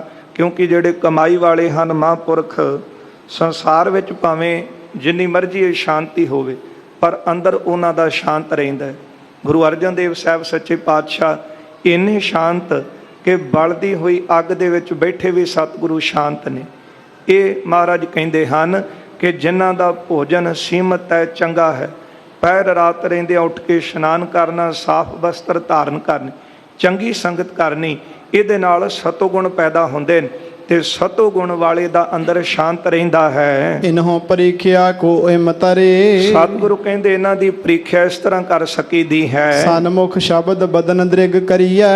ਹਾਂ, ਇਹਨਾਂ ਦੀ ਪ੍ਰੀਖਿਆ ਇਸ ਤਰ੍ਹਾਂ ਕਰੀਏ ਕਿ ਗੁਰੂ ਦੇ ਸਨਮੁਖ ਰਹਿ ਕੇ ਜੋ ਗੁਰੂ ਦਾ ਉਪਦੇਸ਼ ਹੈ ਉਹ ਕੰਨਾਂ ਦੇ ਨਾਲ ਸੁਣੀਏ। ਅਰਥ ਵਾਸਤਵ ਸਮਝ ਸੋ ਤਰੀਐ। ਫਿਰ ਜੋ ਗੁਰੂ ਸਾਹਿਬ ਤੋਂ ਉਪਦੇਸ਼ ਸੁਣਿਆ ਉਹਨਾਂ ਦੇ ਅਰਥ ਜਿਹੜੇ ਨੇ ਉਹ ਚੰਗੀ ਤਰ੍ਹਾਂ ਸਮਝ ਲਈਏ। ਮਨ ਟਿਕ ਰਹੇ ਨਾ ਡੋਲਹਿ ਜਾਏ। ਮਨ ਨੂੰ ਟਿਕਾ ਕੇ ਰੱਖੀਏ, ਮਨ ਡੋਲਣ ਨਾ ਦਈਏ। ਤਉ ਗੁਣ ਸ਼ਾਂਤਕ ਕੇ ਲਿਖ ਪਾਏ। ਫਿਰ ਮਹਾਰਾਜ ਕਹਿੰਦੇ ਜਿਹੜੇ ਸ਼ਾਂਤ ਕੀ ਗੁਣ ਨੇ, ਸਤੋ ਗੁਣ ਹਨ, ਉਹ ਅੰਦਰ ਪੈਦਾ ਹੁੰਦੇ ਹਨ। ਕਬ ਮਨ ਟਿਕੈ ਡੋਲ ਕਬ ਤਾਵੈ। ਕਦੇ ਮਨ ਟਿਕੇ ਤੇ ਕਦੇ ਡੋਲ ਜਾਵੇ। ਕਈ ਵਾਰੀ ਇਸ ਤਰ੍ਹਾਂ ਵੀ ਹੁੰਦਾ ਹੈ। ਇੱਕ ਤਾਂ ਉਹ ਹਨ ਜਿਹੜੇ ਗੁਰੂ ਦੇ ਹਮੇਸ਼ਾ ਸਨਮੁਖ ਰਹਿੰਦੇ, ਤੇ ਸਨਮੁਖ ਰਹਿ ਕੇ ਜੋ ਗੁਰੂ ਦਾ ਉਪਦੇਸ਼ ਸੁਣਿਆ ਕੰਨੀ ਉਹਨਾਂ ਦੇ ਅਰਥਾਂ ਦੀ ਚੰਗੀ ਤਰ੍ਹਾਂ ਵਿਚਾਰ ਕੀਤੀ। ਇੱਕ ਤਾਂ ਹੁੰਦਾ ਸੁਣ ਲੈਣਾ ਤੇ ਫਿਰ ਸੁਣ ਕੇ ਉਹਦੇ ਅਰਥਾਂ ਦੀ ਵਿਚਾਰ ਕਰਨੀ ਕਿ ਸਾਨੂੰ ਗੁਰੂ ਸਾਹਿਬ ਨੇ ਕੀ ਸਮਝਾਇਆ। ਹਮੇਸ਼ਾ ਗੁਰੂ ਦੇ ਸਨਮੁਖ ਰਹਿਣਾ, ਆਪਣੇ ਮਨ ਨੂੰ ਵਾਸ਼ਨਾਵਾਂ ਨੂੰ ਰੋਕ ਕੇ ਰੱਖਣਾ, ਮਨ ਨੂੰ ਟਿਕਾ ਕੇ ਰੱਖਣਾ, ਡੋਲਣ ਨਾ ਦੇਣਾ। ਚਲੋ ਇਹ ਵੀ ਗੁਰੂ ਦੀ ਕਿਰਪਾ ਨਾਲ ਹੀ ਟਿਕਦਾ। ਮਨ ਬਸ ਆਵੇ ਨਾਨਕਾ ਜੇ ਪੂਰਨ ਕਿਰਪਾ ਹੋਵੇ। ਤੇ ਜਿਨ੍ਹਾਂ ਤੇ ਕਿਰਪਾ ਹੁੰਦੀ ਹੈ ਉਹਨਾਂ ਦਾ ਮਨ ਟਿਕਿਆ ਹੋਇਆ ਹੁੰਦਾ। ਜਿਨ੍ਹਾਂ ਦਾ ਮਨ ਟਿਕਿਆ ਉਹਨਾਂ ਦਾ ਅੰਦਰ ਸ਼ਾਂਤ ਹੈ। ਜੇ ਕੁਝ ਮਿਲ ਗਿਆ ਉਹ ਮਾਲਕ ਦਾ ਸ਼ੁਕਰਾਨਾ, ਜੇ ਹਲੇ ਨਹੀਂ ਮਿਲਿਆ ਉਹਦੇ ਵਿੱਚ ਵੀ ਭਲਾ ਹੀ ਹੈ। ਇਹ ਟਿਕੇ ਹੋਏ ਮਨਾਂ ਵਾਲਿਆਂ ਦੀ ਅਵਸਥਾ ਹੈ ਜੀ। ਪਰ ਮਨ ਵੀ ਉਹਨਾਂ ਦਾ ਟਿਕਦਾ ਜਿਹੜੇ ਭਾਵਨਾ ਦੇ ਨਾਲ ਗੁਰੂ ਦੇ ਉਪਦੇਸ਼ ਨੂੰ ਸੁਣਦੇ ਨੇ, ਫਿਰ ਉਹਨੂੰ ਚੰਗੀ ਤਰ੍ਹਾਂ ਸਮਝ ਲੈਂਦੇ। ਇਹ ਸ਼ਾਂਤ ਕੀ ਗੁਣ, ਸਤੋ ਗੁਣ। ਅੱਗੇ ਗੁਰਦੇਵ ਕਹਿੰਦੇ ਹਨ, ਪੰਕਤੀ ਪੜਿਓ ਫਿਰ। ਕਬ ਮਨ ਟਿਕੈ ਡੋਲ ਕਬ ਤਾਵੈ। ਕਦੇ ਮਨ ਟਿਕ ਜਾਣਾ ਤੇ ਕਦੇ ਮਨ ਡੋਲ ਜਾਣਾ। ਕਦੇ ਮਨ ਪਦਾਰਥਾਂ ਵੱਲ ਦੌੜਦਾ ਹੈ। ਇਹੀ ਰਾਜਸੀ ਗੁਣ ਆਦ ਕਾਵੈ। ਹਾਂ, ਇਹ ਆਦ ਰਾਜਸੀ ਗੁਣ ਕਹਾਉਂਦਾ ਹੈ। ਇੱਕ ਤਾਂ ਹੁੰਦਾ ਹੈ ਮਨ ਲੋਭੀ ਹੋਇਆ ਰਹਿਣਾ, ਮਨ ਭਟਕਦਾ ਰਹਿਣਾ ਕਿ ਮੈਨੂੰ ਆਹ ਵੀ ਮਿਲੇ ਉਹ ਵੀ ਮਿਲੇ, ਉਹ ਕੱਲਾ ਰਾਜਸੀ ਗੁਣ ਹੈ। ਪਰ ਕਦੇ ਕਦੇ ਮਨ ਟਿਕ ਜਾਣਾ, ਮਨ ਦਾ ਟਿਕਾ ਬਣ ਜਾਣਾ ਤੇ ਕਦੇ ਕਦੇ ਡੋਲ ਜਾਣਾ, ਇਹਨੂੰ ਆਦ ਰਾਜਸੀ ਗੁਣ ਕਹਿੰਦੇ ਹਨ ਕਿ ਇਹ ਅੱਧਾ ਰਾਜਸੀ ਗੁਣ ਹੈ। ਜੇ ਨਹਿ ਠਹਿਰੈ ਸਮਝ ਨ ਆਵੈ। ਪਰ ਜੇ ਮਨ ਠਹਿਰੇ ਨਾ, ਕੋਈ ਗੱਲ ਸਮਝ ਵਿੱਚ ਪਵੇ ਨਾ, ਇਹੀ ਤਾਮਸੀ ਗੁਣ ਬਣ ਜਾਵੈ। ਇਹ ਤਾਮਸੀ ਗੁਣ ਬਣ ਜਾਂਦਾ ਹੈ। ਕਈ ਤਾਂ ਐਸੇ ਨੇ ਕਿ ਚਲੋ ਜਦੋਂ ਬੈਠੇ ਉਪਦੇਸ਼ ਸੁਣਨ ਲੱਗੇ ਤੇ ਮਨ ਟਿਕਾ ਵਿੱਚ ਆ ਗਿਆ, ਪਰ ਜਦੋਂ ਬਾਹਰ ਗਏ ਤੇ ਫਿਰ ਉਹੀ ਹਵਾ ਲੱਗੀ ਤੇ ਮਨ ਦੌੜਨ ਲੱਗ ਪਿਆ। ਇਹਨੂੰ ਕਹਿੰਦੇ ਆਦ ਰਾਜਸੀ ਗੁਣ। ਤੁਰਿਆ ਤੇ ਸੀ ਪਰ ਹਲੇ ਤੱਕ ਥੋੜਾ ਥੋੜਾ ਰਾਜਸੀ ਗੁਣ ਵੱਲ ਵੀ ਜਾਂਦਾ ਹੈ। ਪਰ ਅੱਗੇ ਕਹਿੰਦੇ ਨੇ ਤਾਮਸੀ ਗੁਣ ਜਿਹੜਾ ਪੂਰਾ ਟਿਕ ਗਿਆ ਉਹ ਹੈ ਸਤੋ ਗੁਣ। ਪਰ ਇਹ ਆਦ ਰਾਜਸੀ ਗੁਣ ਥੋੜਾ ਟਿਕਿਆ ਤੇ ਥੋੜਾ ਭਟਕ ਰਿਹਾ। ਪਰ ਅੱਗੇ ਜਾ ਕੇ ਜਿਹਨੂੰ ਗੱਲ ਕੋਈ ਕਹੀ ਹੋਈ ਸਮਝ ਵਿੱਚ ਪਵੇ ਹੀ ਨਾ, ਕਦੇ ਗੁਰੂ ਦੀ ਸੰਗਤ ਵਿੱਚ ਬੈਠਣ ਨੂੰ ਚੇਤ ਹੀ ਨਾ ਕਰੇ, ਕਦੇ ਗੁਰੂ ਸਾਹਿਬ ਦੇ ਉਪਦੇਸ਼ ਨੂੰ ਸੁਣਨ ਨੂੰ ਕਦੇ ਮਨ ਟਿਕੇ ਹੀ ਨਾ, ਇਹਨੂੰ ਤਾਮਸੀ ਗੁਣ ਕਹਿੰਦੇ ਹਨ। ਸਤਗੁਣ ਤੇ ਬ੍ਰਿਤ ਹੋਏ ਇਕਾਗਰ। ਪਰ ਗੁਰਦੇਵ ਕਹਿੰਦੇ ਨੇ ਬਿਰਤੀ ਦੀ ਇਕਾਗਰਤਾ ਉਦੋਂ ਬਣਦੀ ਹੈ ਜਦੋਂ ਜੀਵ ਸਤੋ ਗੁਣੀ ਹੋ ਜਾਵੇ। ਤੇ ਸਤੋ ਗੁਣੀ ਦਾ ਭੋਜਨ ਵੀ ਦੱਸਿਆ ਹੈ ਕਿ ਉਹ ਅਲਪ ਆਹਾਰ ਛਕਦਾ ਹੈ, ਤਲੇ ਬਹੁਤੇ ਮਸਾਲੇ ਵਾਲੇ ਚਟਪਟੇ ਪਦਾਰਥਾਂ ਤੋਂ ਆਪਣੇ ਆਪ ਨੂੰ ਬਚਾਉਂਦਾ ਹੈ। ਚਲੋ ਇਹ ਤਾਂ ਡਾਕਟਰ ਵੈਦ ਵੀ ਕਹਿੰਦੇ ਨੇ ਕਿ ਸਰੀਰ ਨੂੰ ਇਹ ਜਿਹੜੇ ਪਦਾਰਥ ਨੇ ਰੋਗੀ ਬਣਾਉਂਦੇ ਨੇ, ਪਰ ਉਹ ਚੰਗਾ ਪਦਾਰਥ ਖਾਣਾ, ਅੰਮ੍ਰਿਤ ਵੇਲੇ ਦਾ ਇਸ਼ਨਾਨ, ਸਾਫ਼ ਵਸਤਰ ਧਾਰਨ ਕਰਨੇ, ਗੁਰੂ ਦਾ ਉਪਦੇਸ਼ ਬੈਠ ਕੇ ਸੁਣਨਾ, ਅਰਥਾਂ ਦੀ ਵਿਚਾਰ ਕਰਨੀ, ਮਨ ਟਿਕ ਗਿਆ, ਇਕਾਗਰਤਾ ਬਣ ਗਈ ਸਤੋ ਗੁਣ ਦੇ ਨਾਲ। ਪ੍ਰਾਪਤ ਆਤਮ ਗਿਆਨ ਉਜਾਗਰ। ਜਦੋਂ ਬਿਰਤੀ ਟਿਕ ਗਈ, ਮਹਾਰਾਜ ਕਹਿੰਦੇ ਫਿਰ ਪ੍ਰਾਪਤ ਆਤਮ ਗਿਆਨ ਉਜਾਗਰ। ਫਿਰ ਇਕਾਗਰ ਬਿਰਤੀ ਦੇ ਨਾਲ ਜਦੋਂ ਸ਼ਾਂਤੀ ਹੁੰਦੀ ਤਾਂ ਗਿਆਨ ਪ੍ਰਾਪਤ ਹੁੰਦਾ ਹੈ ਜੀ। ਫਿਰ ਗਿਆਨਵਾਨਾਂ ਨੂੰ ਕਹਿੰਦੇ ਨੇ ਉਹ ਤੁਰੀ ਅਵਸਥਾ ਦੇ ਮਾਲਕ ਹਨ। 4 ਤਰ੍ਹਾਂ ਦੀਆਂ ਅਵਸਥਾ ਨੇ, ਰਾਜਸੀ, ਤਾਮਸੀ ਤੇ ਸ਼ਾਂਤ ਕੀ। ਫਿਰ ਅੱਗੇ ਹੈ ਤੁਰੀਆ ਪਦ, ਜਿਹਨੂੰ ਬ੍ਰਹਮ ਗਿਆਨ ਦੀ ਭੂਮਿਕਾ ਕਹਿੰਦੇ ਨੇ, ਜਿਹਦੇ ਬਾਰੇ ਗੁਰਦੇਵ ਕਹਿੰਦੇ ਹਨ ਚੜ੍ਹਿਆ ਹੋਏ 21ਵੀਂ ਪੌੜੀ ਤੇ ਚੜ੍ਹ ਜਾਣਾ। ਉਹ ਕਿਹੜੀ? ਹਾਂ, 21 ਪੌੜੀਆਂ ਨੂੰ ਚੜ੍ਹ ਕੇ ਫਿਰ ਅੱਗੇ ਜਾ ਕੇ ਤੁਰੀਆ ਪਦ ਦੀ ਪੌੜੀ ਹੈ। ਜਿਹੜੇ 5 ਔਗਣ ਹਨ, 5 ਵਿਕਾਰ, ਕਾਮ, ਕ੍ਰੋਧ, ਲੋਭ, ਮੋਹ, ਅਹੰਕਾਰ, ਅਤੇ ਇਸੇ ਤਰ੍ਹਾਂ 5 ਗਿਆਨ ਇੰਦਰੇ ਤੇ 5 ਕਰਮ ਇੰਦਰੇ ਤੇ 5 ਰਜੋ, ਇਸੇ ਤਰ੍ਹਾਂ ਜਿਹੜੇ ਹਨ ਉਹ 21ਵਾਂ ਹੈ ਮਨ। ਉਹਨਾਂ ਨੂੰ ਚੜ੍ਹ ਕੇ ਫਿਰ ਤੁਰੀਆ ਅਵਸਥਾ ਦੀ ਪੌੜੀ ਦੇ ਉੱਤੇ ਉਹ ਸਵਾਰ ਹੁੰਦੇ ਹਨ। ਧਾਰੋ ਸੂਰ ਸੁਨੋ ਕਰ ਪ੍ਰੀਤ। ਮਹਾਰਾਜ ਕਹਿੰਦੇ ਉਹ ਸੂਰਮੇ ਜਿਹੜੇ ਹਨ ਉਹ ਗੁਰੂ ਨਾਲ, ਪ੍ਰਭੂ ਨਾਲ, ਪ੍ਰਮਾਤਮਾ ਨਾਲ ਪ੍ਰੀਤੀ ਕਰਦੇ ਨੇ। ਵਹਿਰ ਬੈਰੀਅਨ ਲੈ ਇੱਕ ਜੀਤ, ਉਹ ਬਾਹਰਲੇ ਵੈਰੀਆਂ ਨੂੰ ਜਿੱਤ ਲੈਂਦੇ ਹਨ। ਤਿਨ ਕੋ ਜਸ ਢਾਡੀ ਬਹੁ ਗਾਵੈ, ਜਿਹੜੇ ਬਾਹਰਲੇ ਸੂਰਮਿਆਂ ਨੂੰ ਜਿੱਤ ਲੈਂਦੇ ਨੇ ਨਾ, ਉਹਨਾਂ ਦਾ ਜਸ ਜਿਹੜਾ ਹੈ ਉਹ ਢਾਡੀ ਬਹੁਤਾ ਸਮਾਂ ਗਾਉਂਦੇ ਹਨ। ਕੇਤਕ ਦਿਨ ਲਓ ਜਗ ਪ੍ਰਗਟਾਵੈ, ਕਈ ਦਿਨਾਂ ਤੱਕ ਉਹਨਾਂ ਦਾ ਜਸ ਸੰਸਾਰ ਵਿੱਚ ਪ੍ਰਗਟ ਰਹਿੰਦਾ ਹੈ। ਕਿਹਨਾਂ ਦਾ?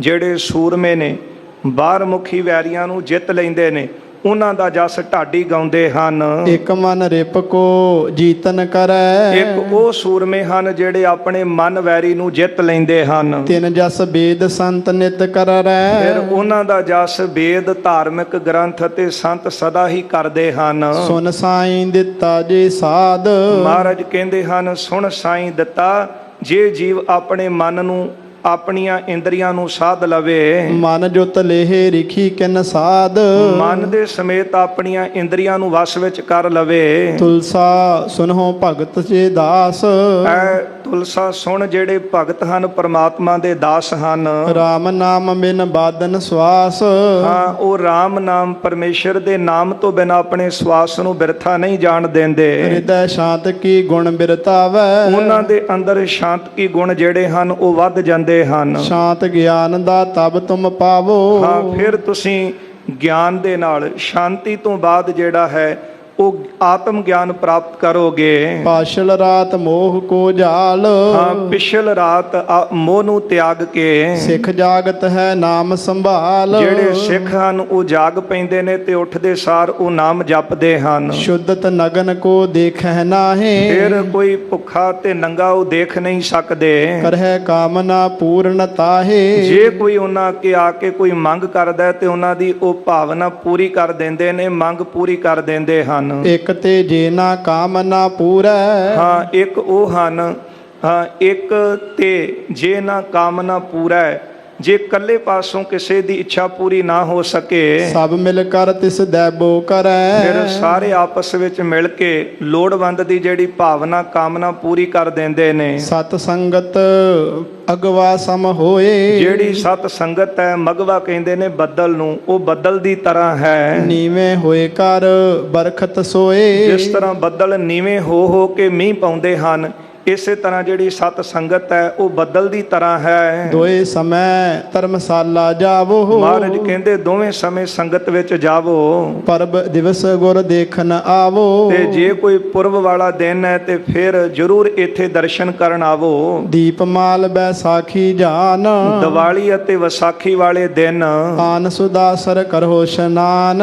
ਅੰਮ੍ਰਿਤਸਰ ਆ ਕੇ ਅੰਮ੍ਰਿਤ ਸਰੋਵਰ ਵਿੱਚ ਇਸ਼ਨਾਨ ਜ਼ਰੂਰ ਕਰੋ। ਪੁਰ ਸੁਲਤਾਨ ਮੇਲ ਬਿਖਤ ਪਾਰਾ, ਹਾਂ, ਤੇ ਸੁਲਤਾਨਪੁਰ ਦੇ ਵਿੱਚ ਤੁਸੀਂ ਮੇਲ ਸਿੱਖ ਭਾਰਾ, ਭਾਰੀ ਸਿੱਖ ਸੰਗਤ ਹੈ। ਕਰਿਓ ਗੁਰੂ ਨੇ ਭਗਤ ਭੰਡਾਰਾ। ਇਸ ਤਰ੍ਹਾਂ ਜਿਹੜੇ ਸੁਲਤਾਨਪੁਰ ਤੋਂ ਸੰਗਤ ਆਈ ਸੀ, ਇਹਨਾਂ ਆਈਆਂ ਹੋਈਆਂ ਸੰਗਤਾਂ ਦਾ ਵੱਡਾ ਭੰਡਾਰਾ ਸਤਿਗੁਰਾਂ ਨੇ ਆਪ ਕਰਵਾਇਆ। ਇਹ ਗੁਰੂ ਅਰਜਨ ਦੇਵ ਸਾਹਿਬ ਸੱਚੇ ਪਾਤਸ਼ਾਹ ਮਹਾਰਾਜ ਜੀ ਨੇ ਬਖਸ਼ਿਸ਼ਾਂ ਕੀਤੀਆਂ ਉਹਨਾਂ ਤੇ, ਕਿਉਂਕਿ ਇਹਨਾਂ ਨੇ ਆ ਕੇ ਮਹਾਰਾਜ ਨੂੰ ਬੇਨਤੀ ਕੀਤੀ ਹੈ, ਸਤਿਗੁਰੂ ਅਸੀਂ ਕਰਮ ਤਾਂ ਧਰਮ ਦੇ ਕਰਦੇ ਹਾਂ, ਪਰ ਹਲੇ ਤੱਕ ਅੰਦਰ ਸ਼ਾਂਤ ਨਹੀਂ ਹੋ ਰਿਹਾ। ਗੁਰਦੇਵ ਕਹਿੰਦੇ ਹਨ, ਰਜੋ ਤਮੋ ਦਾ ਤਿਆਗ ਕਰੋ, ਅੰਦਰ ਸਤੋ ਗੁਣ ਧਾਰਨ ਕਰੋ, ਫਿਰ ਅੰਦਰ ਟਿਕੇਗਾ। ਮਹਾਰਾਜ ਇਹਨਾਂ ਦੀ ਸਮਝ ਸਾਨੂੰ ਨਹੀਂ, ਕਿਰਪਾ ਕਰਕੇ ਸਮਝਾਵੋ। ਗੁਰਦੇਵ ਨੇ ਸਮਝਾ ਦਿੱਤਾ ਕਿ ਤਮੋ ਗੁਣ ਹਿੰਸਾ ਤੋਂ ਪੈਦਾ ਹੁੰਦਾ ਹੈ, ਮਾੜੇ ਭੋਜਨ ਤੋਂ ਬਿਰਤੀ ਤਮੋ ਗੁਣੀ ਬਣਦੀ ਹੈ। ਇਸੇ ਕਰਕੇ ਜੇ ਬੰਦਾ ਲੋਭੀ ਹੋਵੇ, ਬਹੁਤਾ ਪਦਾਰਥਾਂ ਦਾ ਹੰਕਾਰ ਕਰੇ, ਗੁਣਾਂ ਦਾ, ਉਹ ਸਤੋਗੁਣੀ ਕਹਾਉਂਦਾ ਹੈ, ਉਹਦੀ ਸਤੋਗੁਣੀ ਬਿਰਤੀ ਰਹਿੰਦੀ। ਪਰ ਜੇ ਅੰਦਰ ਸ਼ਾਂਤੀ ਚਾਹੁੰਦਾ ਹੈ, ਸ਼ਾਂਤੀ ਚਾਹੁੰਦਾ ਹੈ, ਫਿਰ ਭੋਜਨ ਚੰਗਾ ਕਰੇ, ਸੰਗਤ ਕਰੇ, ਆਪਣੀ ਬਿਰਤੀ ਨੂੰ ਟਿਕਾਵੇ, ਗੁਰੂ ਉਪਦੇਸ਼ ਨੂੰ ਕੰਨਾਂ ਨਾਲ ਸੁਣੇ। ਮਹਾਰਾਜ ਕਹਿੰਦੇ ਫਿਰ ਅੰਦਰ ਸ਼ਾਂਤੀ ਆਉਂਦੀ ਹੈ, ਸਤੋਗੁਣ ਜਨਮ ਲੈਂਦੇ ਨੇ। ਜਿਨ੍ਹਾਂ ਦੇ ਅੰਦਰ ਸਤੋਗੁਣ ਜਨਮਿਆ ਉਹੀ ਫਿਰ ਆਤਮ ਗਿਆਨੀ ਬਣਦੇ ਹਨ, ਤੁਰਿਆਪਾਦੀ ਅਵਸਥਾ ਤੱਕ ਉਹ ਪਹੁੰਚਦੇ ਹਨ, ਉਹੀ ਬ੍ਰਹਮ ਗਿਆਨੀ ਦੀ ਭੂਮਿਕਾ ਸੋ ਜਾਣਦੇ ਹਨ। ਇਹ ਉਪਦੇਸ਼ ਗੁਰੂ ਅਰਜਨ ਦੇਵ ਸਾਹਿਬ ਸੱਚੇ ਪਾਤਸ਼ਾਹ ਜੀ ਤੋਂ ਸੁਲਤਾਨਪੁਰ ਤੋਂ ਆਈ ਹੋਈ ਸੰਗਤ ਨੇ ਲਿਆ ਹੈ। ਇਹਨਾਂ ਬਚਨਾਂ ਦੀ ਕਮਾਈ ਕੀਤੀ ਹੈ ਤੇ ਇਹਨਾਂ ਬਚਨਾਂ ਨੂੰ ਕਮਾ ਕਰਕੇ ਉਹਨਾਂ ਨੇ ਸ਼ੁਭ ਗਤੀ ਪ੍ਰਾਪਤ ਕੀਤੀ ਹੈ। ਸਤਿਗੁਰੂ ਕਿਰਪਾ ਕਰਨ, ਜੋ ਉਪਦੇਸ਼ ਸਤਿਗੁਰਾਂ ਨੇ ਬਖਸ਼ਿਆ ਹੈ, ਇਹਨਾਂ ਬਚਨਾਂ ਨੂੰ ਕਮਾ ਸਕੀਏ, ਜੀਵਨ ਵਿੱਚ ਲੋਕ ਸੁਖੀਏ ਪਰ ਲੋਕ ਸੁਹੇਲੇ ਹੋ ਸਕਣ। ਆਓ ਦੋ ਪੰਕਤੀਆਂ ਖੀਲੀਆਂ ਸਰਵਣ ਕਰੀਏ। ਇੱਥੇ ਫਤਿਹ ਬੁਲਾਈਏ ਜੀ। ਮੇਰ ਸਿਖ ਪਾਰਾ ਕਰਿਓ ਗੁਰੂ ਨੇ ਭਗਤ ਭੰਡਾਰਾ। ਵਾਹਿਗੁਰੂ ਜੀ ਕਾ ਖਾਲਸਾ ਵਾਹਿਗੁਰੂ ਜੀ ਕੀ ਫਤਿਹ।